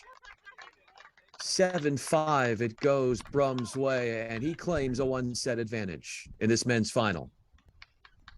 Smart job by Brumm there. Instead of staying back and running the risk of making an unforced error, he just rushes Anthrop and puts the pressure on him, and Anthrop doesn't do a good enough job on the defense. So I think Brumm had a pretty good stranglehold on the breaker in the beginning, and it's a nice job by Anthrop recovering and getting it back, but didn't do much off the ground there late in the tiebreaker with the backhand chip into the net and the short balls. Here's what's coming up next week. The SoCal Pro Series makes a stop at the iconic Barnes Tennis Center. And Crack Rackets will have the coverage there this upcoming weekend. Singles semis, doubles finals, singles finals on Sunday. Think about, Mark, all the time that you've spent at Barnes and all of the great players who grew up fine-tuning, refining their games there. There are so many legends who have come out of that tennis sanctuary. Well, considering the girls' nationals are there, but also some ITF juniors and the Easter Bowl has also been there. There's been so many different events that have gone through there. So it's not just the pro circuit stuff, but the juniors and the ITFs and the girls' nationals. So yeah, I've probably spent a better half of August for the last 15, 20 years bouncing between Kalamazoo and San Diego. So yeah, I spent a lot of time in that town, and Barnes Tennis Center is a great place for tennis. It's a wonderful venue. ATP 250 there now as well. Ryan Redondo has done a great job taking over there and having a lot of high quality tennis coming through that facility. We got some high quality tennis that we've already seen on this court today. About to see more of it starting the second set.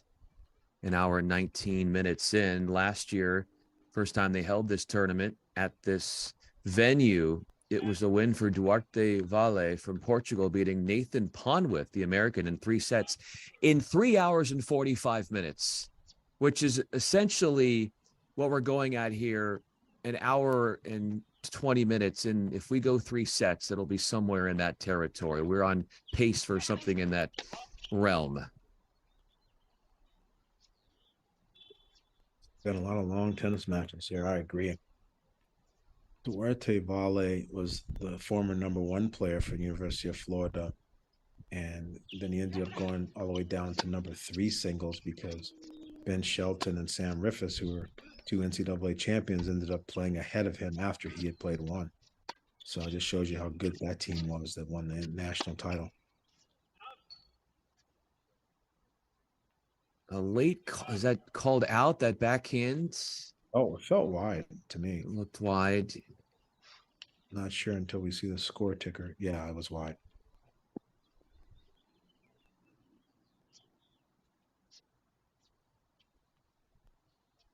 We've had a lot of upsets this week. The 1 seed Govind Nanda fell in the first round.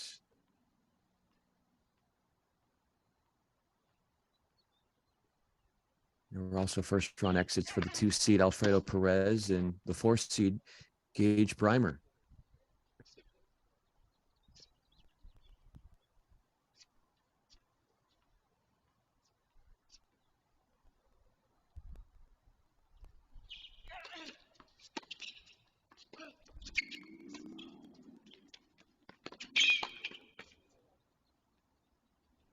Pegs him with the swing volley and closes the net, closes the angle so brilliantly, does Anthrop. And he followed it well. Good split step, good read. He's wiry. He's got some reach. And it's proven already in this match that he's capable at the net. So hopefully he finds different ways to come forward, not just the drop shot.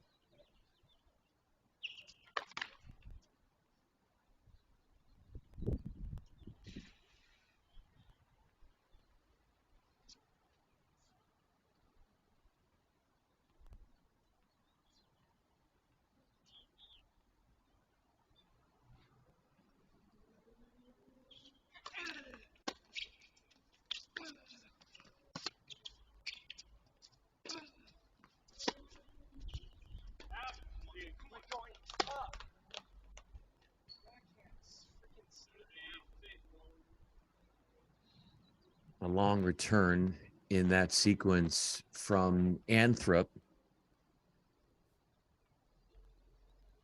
Sixth time that he's played an event on the SoCal Pro Series, looking for his first pro title in singles.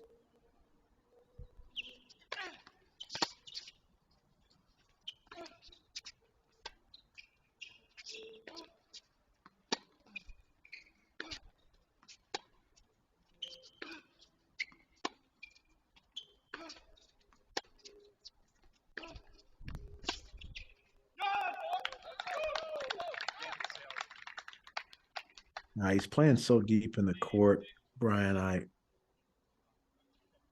just feel like if we were at the French Open, maybe I get it. We're playing on a slower hard court, and if he's floating the balls and just not hitting heavy enough, it's almost like his forehand is heavy, and he could play deeper if he's hitting forehands. But I think if he's playing backhands, he should be much closer to the baseline. Now that seems a little bit contradictory what I'm saying, but I just don't think that his backhand ball is doing enough from deeper in the court. His forehand's heavy enough to have a sustainable rally ball and a shot tolerance that would be okay. But I think he gets exposed too deep in the court when the balls go through his backhand corner. How hard is it to break a habit like that for him in match? Well, he's been winning a lot. His success rate, if you think about the last 25 matches he's played, he's probably 23-2. You know, he hasn't lost much. Yeah. So when you have winning patterns here, you're going to stick with those. See, he takes that backhand really well.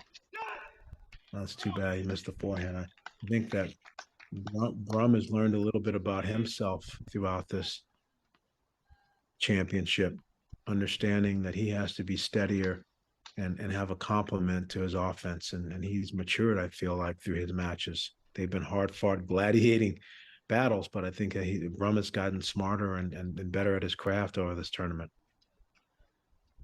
Outsmarting Anthrop in that first game of the second set with the hold after a couple of errors off of Anthrop's racket in that game. 7-5, the tiebreak score in that opening set. If you're just joining us, Mark Bay, Hall of Fame coach. I'm Brian Fenley, Daniel Westhoff, our producer. You are watching Cracked Rackets and our coverage of the men's final here on the campus of the University of San Diego. Stop number 2 in a 7 consecutive week journey. That is the USTA Pro Circuit SoCal Series.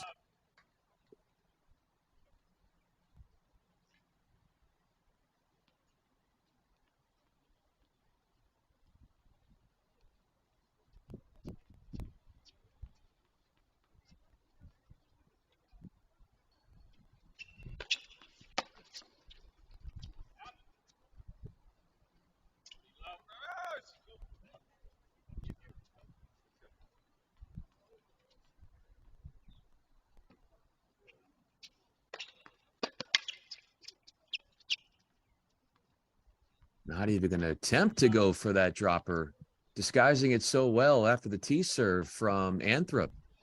Well, he had a great serve, and he's inside the court with time and options, and he backs it up with a good forehand. So when you do that, yeah, that's a quick hold. I most certainly like the looks of that game for Anthrop. Not even a nice job yesterday. Excuse me, did a great job yesterday, being down a set against Keegan Smith, but figuring out a style and a couple different really good options to be able to hold serve consistently. So he can problem solve. That he can. 1-all after a hold that lasted under a minute from Anthrop in a game that lasted under a minute.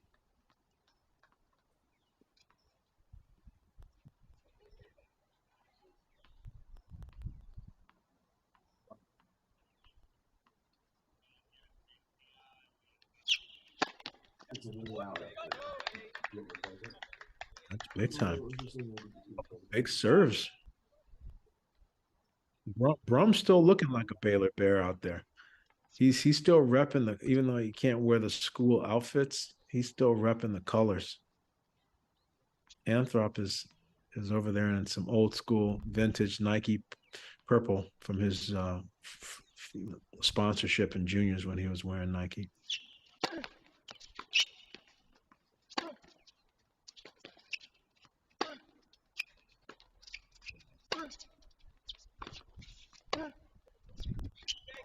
Get out of here. What a shot. Mechanically, technically, Mark, what do you think about the way in which Brumm hits that forehand?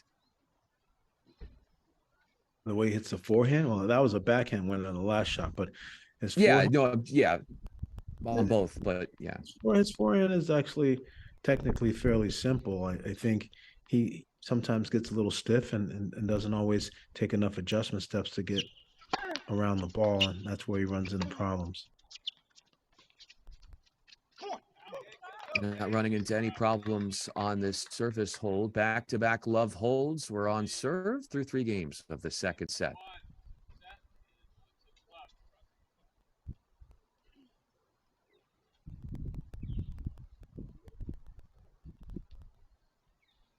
Jack Anthrop and his run this week. Mark pointed out that semifinal victory against Keegan Smith, coming back from a set down, and then in the quarterfinals beat the 3-seeded Jamie Floyd Angela after losing to him in the quarters last week in Rancho Santa Fe. Straight set win against Justin Roberts, and getting out to a good start with a win, Mark, in the first round, in another having to come from behind, but against the 7 seed in Punacha. Yeah, all these tournaments have their own unique storylines, and you have to battle. You have to come and roll up your sleeves and accept whoever you get in the draw and fight your way. You make your own draw in these. And so I love the path that he's taken, and he wants to hold up the main trophy here. He's going to have to do a good job of holding serve and keeping that going until he gets a break opportunity. He did hold the trophy last week, but in the world of doubles, where he in Rancho Santa Fe teamed up with his Buckeye colleague, Bryce Nakashima. They won the 15K event there. They had actually never played before, so that was a good display of quick chemistry from them. Yeah, it just shows you, if you understand doubles, you really learn it well. You can pick up random partners sometimes and gel like that.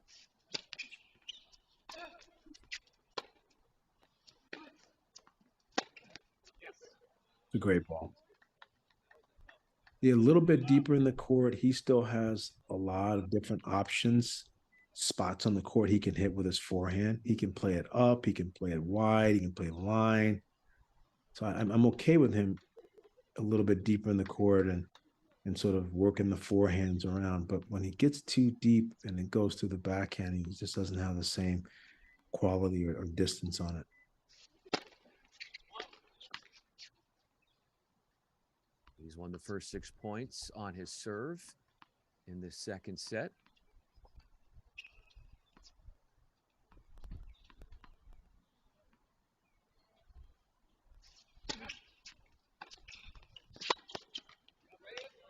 Yeah, I think that Brumm's on to something. I feel like that place he just attacked in that manner, if Anthrop's going to leave the second serve sitting there, Brumm should attack him on the backhand just as he did and make that a normal play.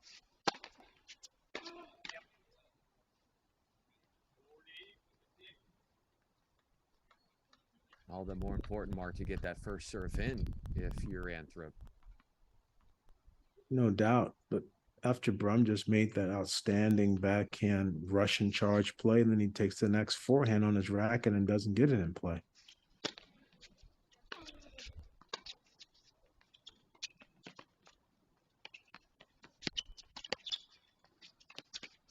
Oh, geez. Got the lob. Clever finish. These guys are all pretty skilled now. It's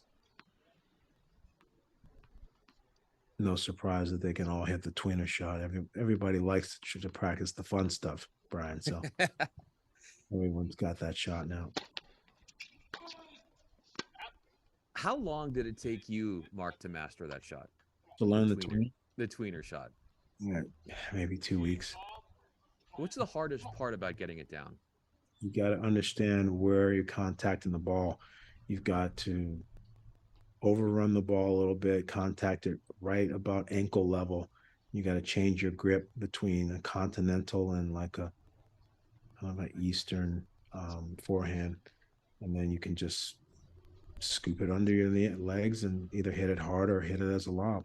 Alcaraz hit one at the French Open that was just unbelievable against Djokovic. I don't know if you saw that one.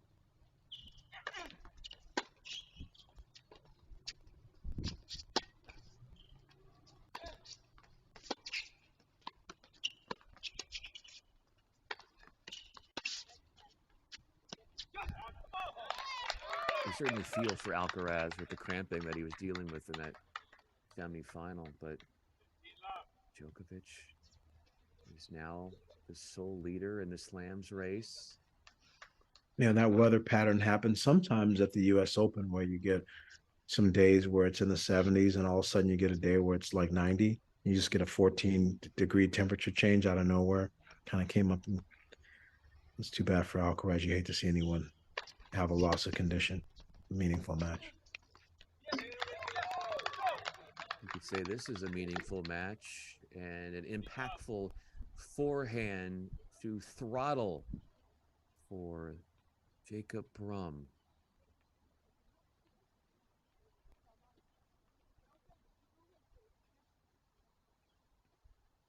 We talk about, Mark, the incentive for these players to be a part of this for so many reasons. It's such a win just to be a part of these SoCal Pro Series summer events. And Brumm, I believe, did he connect on that backhand? That was a thing of beauty if he did. Yes, it is called good. But because he's a U.S. citizen, because he's a SoCal resident, he qualifies for what could be and what on the men's side and the singles side and singles they're racing for, and that is a wild card spot in the qualifying draw of next year's BNP Paribas Open. And the winner of each SoCal Pro Series event in singles gets 32 points. So the top point getter after the 7 weeks of the SoCal Pro Series gets that achievement under those aforementioned criteria. And it's super smart to offer that because it keeps people wanting to play 3, 4, 5 weeks out of the 7. You really lock people in. If they get a feeling that they have a shot at it, right? You're going to keep playing. A little different than what the U.S. does when they're offering wild cards for Australia and French Open with those reciprocal wild cards. They have those challenges and they identify a few events, and whoever has the most points in that series gets a wild card into a slam. It's a great concept, having earned advancement and wild cards that are performance based. Well said, Mark. Could not have said that better myself. By the way, 3 love holds in this second set. No game lasting more than 6 points, which is completely different than in the opening set where we had a 16-point hold at one point for Brumm at 3-4, where he shredded 3 break chances on his serve and then got the hold and then won the opening set 7-5 in the breaker.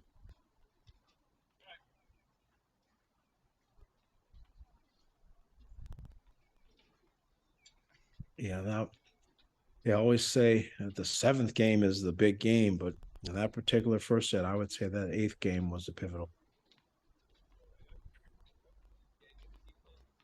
Why does it always seem to come down to, Mark, that 7th or 8th game? Well, usually just mathematically, it's deeper into the set where someone can pull away or be close to closing it out.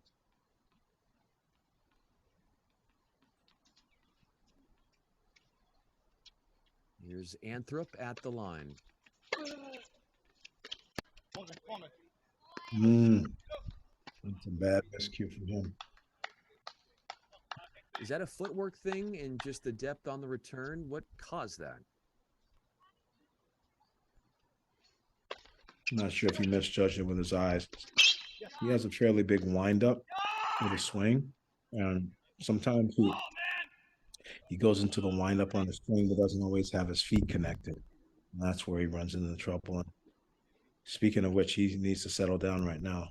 He's gotten off to a bad start in this game, and that's why it's so important to hold from even. I was talking about that yesterday because now Anthrop is down a set, and he's at 1-2 and 2-3. And as you're trying to hold serve there, if you don't, it just gives that opponent a 2-game cushion and the balls to try to serve and go 3 games away.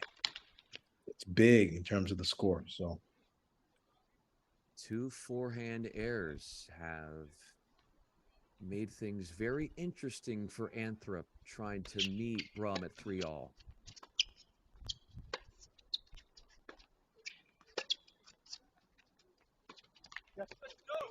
And a third error on that same side. And Mark, you can hear his audible frustration.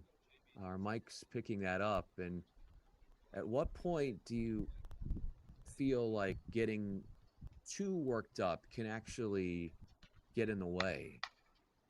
Well, he's been calm all the way through. So he now is showing the stress because he knows that he doesn't consolidate this. The match can kind of get away from him. But it's also feeding Brumm's confidence at the same time.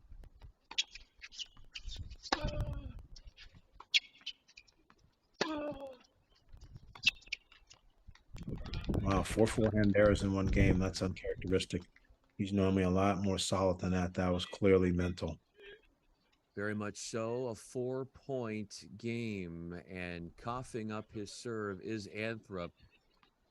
Brumm achieving his second break of serve in this match, and has to like where he is positioned now. The Torrey Pines high school grad trying to earn those valuable ATP World Ranking points and pick up as many as he can with a win today.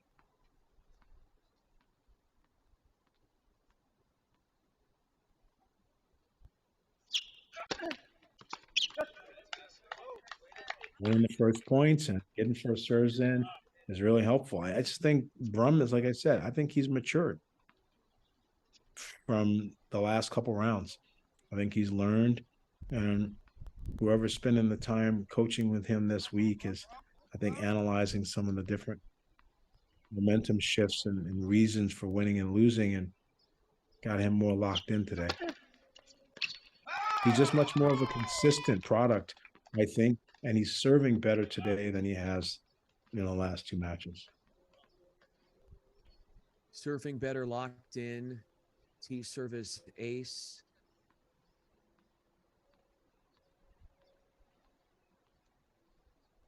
He's won the last 10 points in this match.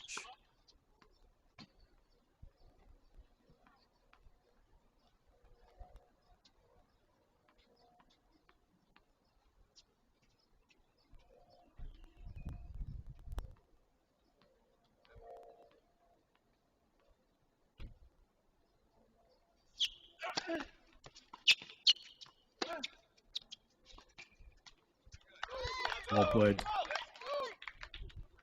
You said the operative word there, consistency. That's been all the difference for Brumm. And when he is on, when he has that consistency, Mark, how good of a player can he really be? It's not that tall in stature, so it's a little bit more difficult, I think, for the guys in tennis that are not that big. But he has a nice complement of skills because he can play from the back and he can also come forward. So he gets a little bit more consistent with serve and return and his ground stroke rally tolerance, then, he has a chance to translate and get out of this 15K level and start pushing into the challenger level.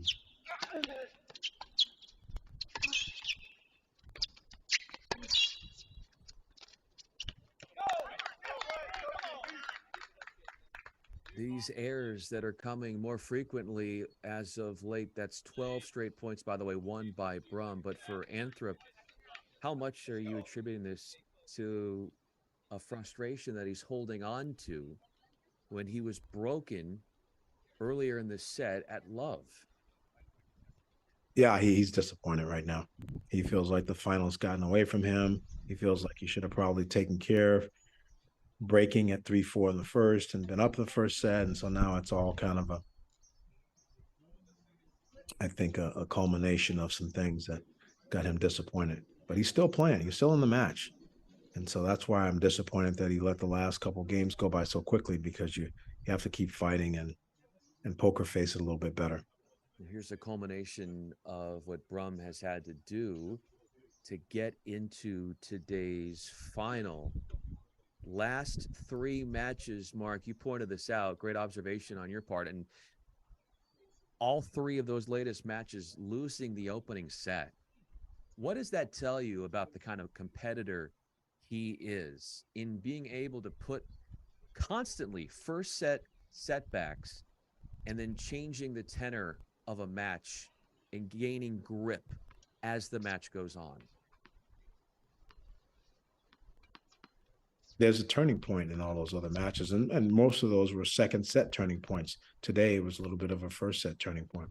But once he's gotten past that hurdle, he's been a good front runner.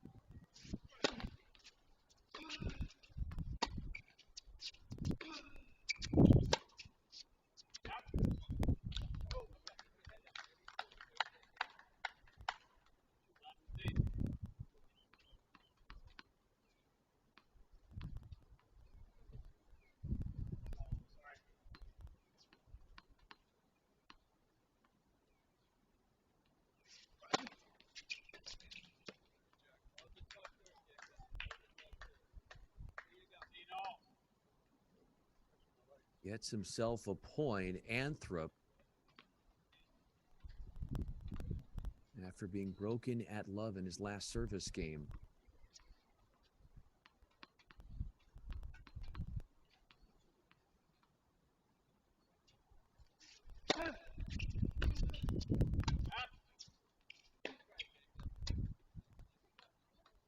He's had to knock out Anthrop to get to this final, the 7th seed, the 3 seed, and the 6 seed. And 3 of the top 4 seeds on the men's side did not survive past the opening rounds.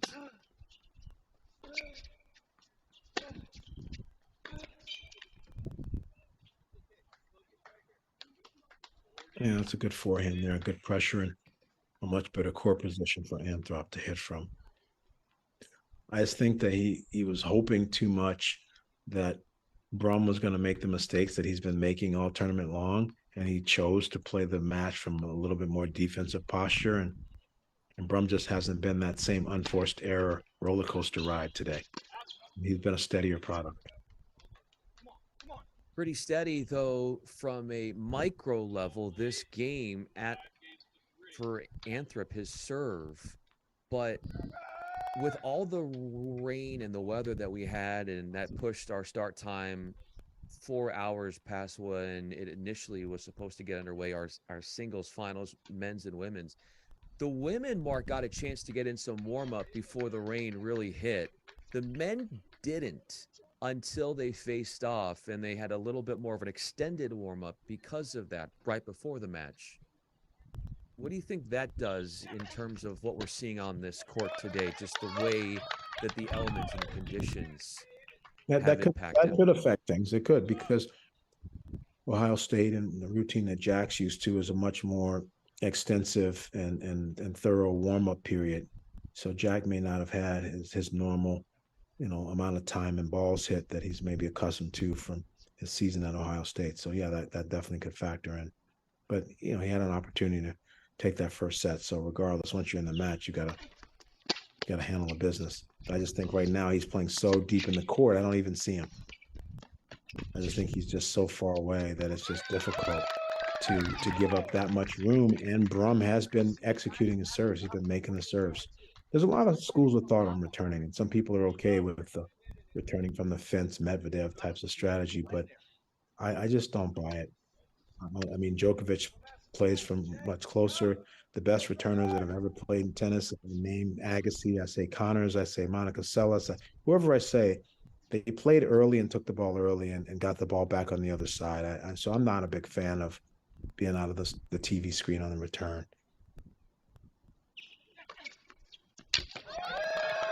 I just think it opens up too many angles, and right now Brumm has done such a great job hitting the spots that he is comfortable with the space that Jack has given him.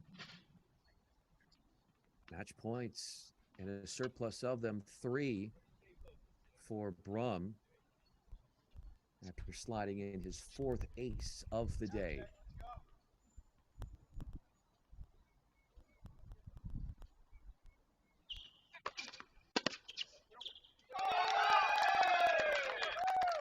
He's got it done.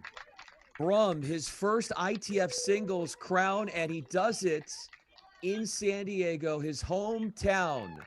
The 24-year-old wins over Jack Anthrop in straights. What a performance. It's by far his best match of the week. Clearly, it's not Jack's best day. Jack will be a little disappointed looking back on this one. He'll learn from it for sure. It won't be Jack's last time in a 15K final, but you really have got to tip your hat. Jacob Brumm came out and persevered and made it through all of these really tough and competitive matches all week and saved his best tennis for the final. And regardless of how long it took to get on the courts today, he was ready when the bell rang. And I just feel like his serving was really the best. But in addition, I thought his forehand did not let him down. It was a lot more consistent and precise. And then he did a good job on the backhand and the net appearance. It was really, I think, soup to nuts, a great performance by Jacob Brumm and a well-deserved title.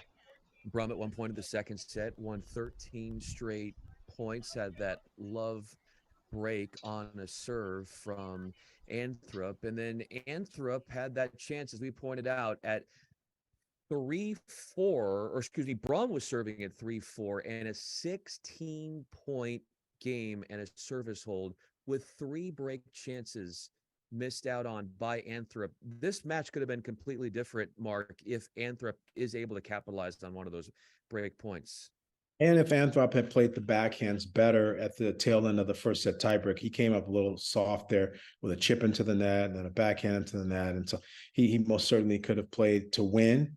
I think he was playing to hope today and hoping that the Brumm's cycle of unforced errors would have given him maybe the win on the defensive end. But today, Brumm's offense and together with the serve and the first shots and the court position, I think it was a total package that got Brumm over the finish line and obviously well-deserved title for him. With that win, that's 32 points for Brumm added as far as the tally for the race to Indian Wells and the 2024 BNP Paribas Open. The top point getter, men's and women's singles, during this 7-week stretch as part of the USTA Pro Circuit SoCal Series, under the conditions that they either are a Southern California resident, which Brumm is, or they're full-time Southern California college student and have to be a U.S. citizen. All of those things, and you're the top point getter after the SoCal Series, and you're getting, Mark, a wild card spot in the qualies at Indian Wells. That is very enticing and one step closer to getting that in a big way with that massive number of points is Brumm. No doubt. It's early on. It's only week 2. We'll see once we get to the end of week 4, we get to the end of Kramer, we start getting to Lakewood, then the picture will become a little clearer. But for right now, yeah, he's got a nice little kickstart there, and hopefully he rests up and just keeps going. Because this circuit is obviously week after week after week, no one person could possibly go 7 in a row and go deep. I mean, it's possible. It just depends on how deep you are, but everybody's bodies at some point will have to take a break. So the person that wins this, maybe that's 5 great performances or 5 solid results and maybe 1 title and maybe 3 or 4 other solid weeks to back it up. I would like to see, who wins it and what the actual resume is to earn that. But being able to play at Indian Wells is a tremendous carrot and credit to everybody that it's been part of this actual tournament and organization, because I really feel that it's a special thing. It's unique. And I think it's great for American tennis. We can't say enough great things about Chris Boyer, who is chairing this SoCal Pro Series as part of the USTA Pro Circuit, all the work that he has done and his team. And of course, our tournament director in Nadia Abdallah, who is the women's head coach here at the University of San Diego, has done an outstanding job with her team here. What a venue this has been, and always looking forward to any sort of event that is happening at this place and this venue, because it's going to be done in a state-of-the-art, world-class kind of way. We do have an interview upcoming with our winner. We spoke with Fangran Tien, the victor on the women's side in singles, the UCLA Bruin. We are soon to have Jacob Brumm join us. He's a SoCal native. How did he pull this off? What a week it has been. We'll get his thoughts on that when we come back. You are watching post-match coverage of the men's singles final, week 2, as part of a 7-week stop on the USTA Pro Circuit SoCal Series. Jacob Brumm, our winner on the men's side, set to join us in moments. Don't go anywhere.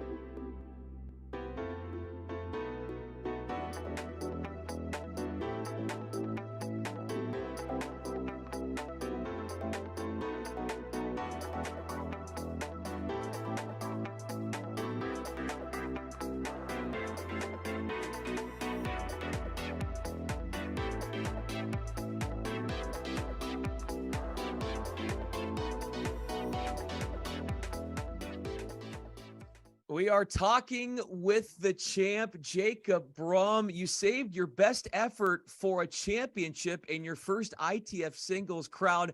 How did you do it so smooth and so methodical out there today against Jack Anthrop? Well, nothing about this week was smooth. I don't know if you've looked at my results. I just had three setters in a row where I lost the first set in each one.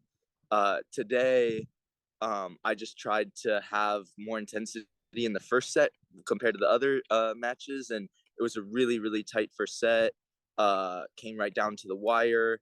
I came in on a couple huge points to win that breaker, and then in the second set, I just tried to keep my energy high because I'm so close. Just stay ahead a little. Maybe the break will come. It did, and then serving it out at love like that when you're feeling the nerves is I can't explain how. I just did it. Hey, Jacob, this is Coach Mark Bay. You had a great serving day today, buddy. Like the serve percentage really sets the tone for your forehand and everything else. Did you take any extra reps, do anything different? Like, why was the serve a better day today? Did you just learn from the other days? Yeah. Hi, Coach. So my coach, because I live here, my coaches have been here every match. So every match we've made little tweaks and adjustments, and we made a couple today from the previous days. So just pronating more, getting a faster finish, getting my arm farther back. So those were really the two things. And then obviously it's never easy to serve in the clutch. Anything can happen with nerves, but yeah. What does a win like this do for your confidence, Jacob, your sense of belief and what you're capable of in your tennis future? Yeah, I knew. I didn't know. I trusted that a result like this would come as long as I kept working hard, and I feel like the last couple months my level has been there to make a deep run. I made the semis recently on clay, and I've been beating good players and playing good tennis. So I just trusted that this would come, and really. This just makes me more like getting to the semis made me know that good week was going deep, and gave me confidence to make deep runs. Now this is next time I'll be in the finals, it'll be even easier. I started out really nervous, and it was nervy tennis, but I think that for now on I'll this little experience will really help. Yeah, Jacob, you were a little bit more like a roller coaster ride with the unforced errors and the offense. Big forehands, miss a forehand, go for it down the line, make it cross court. So there was a lot of up and down with your ground stroke game, but today it leveled off and you had a great core position and you were able to get in on Jack's backhand. So do you feel like you just got smarter over the week, or you learned more, or anything clicking today? It just was a much more solid performance off the ground with fewer unforced errors. Yeah. My first match of this week was the best tennis I've probably ever played. So, and then it sort of deteriorated after that. But then I was able to just find ways in those matches. And today, our whole motto was play one ball tennis. Where you're just out there with one ball, make every ball, and then it was any chance I got, to come in and put pressure in the net. And so I don't know if I was just more disciplined and not overhitting when I was, approaching to the net, or what. But I agree. This good catch, coach, on my unforced errors in previous rounds. So, yeah. Well, Jacob, we're excited to see what this does for your career. It's only going to go up from here, considering how you played, and considering that for a guy that in his last two matches coming into today had played a combined 6 hours, it must feel nice to get a match done in a final in under 2 hours after what you said. That first round was so good. But as we wrap up this conversation, Jacob, we are so excited for you. For Mark Bay, I'm Brian Fenley. Thanks so much for doing this with us, and thanks so much for entertaining us with the way you played out there this week. Yeah, thanks guys. Thanks for covering this event. You guys did a great job. We all watched the live streams and everything. So thank you guys so much. Congratulations, Jacob. Thanks, Coach.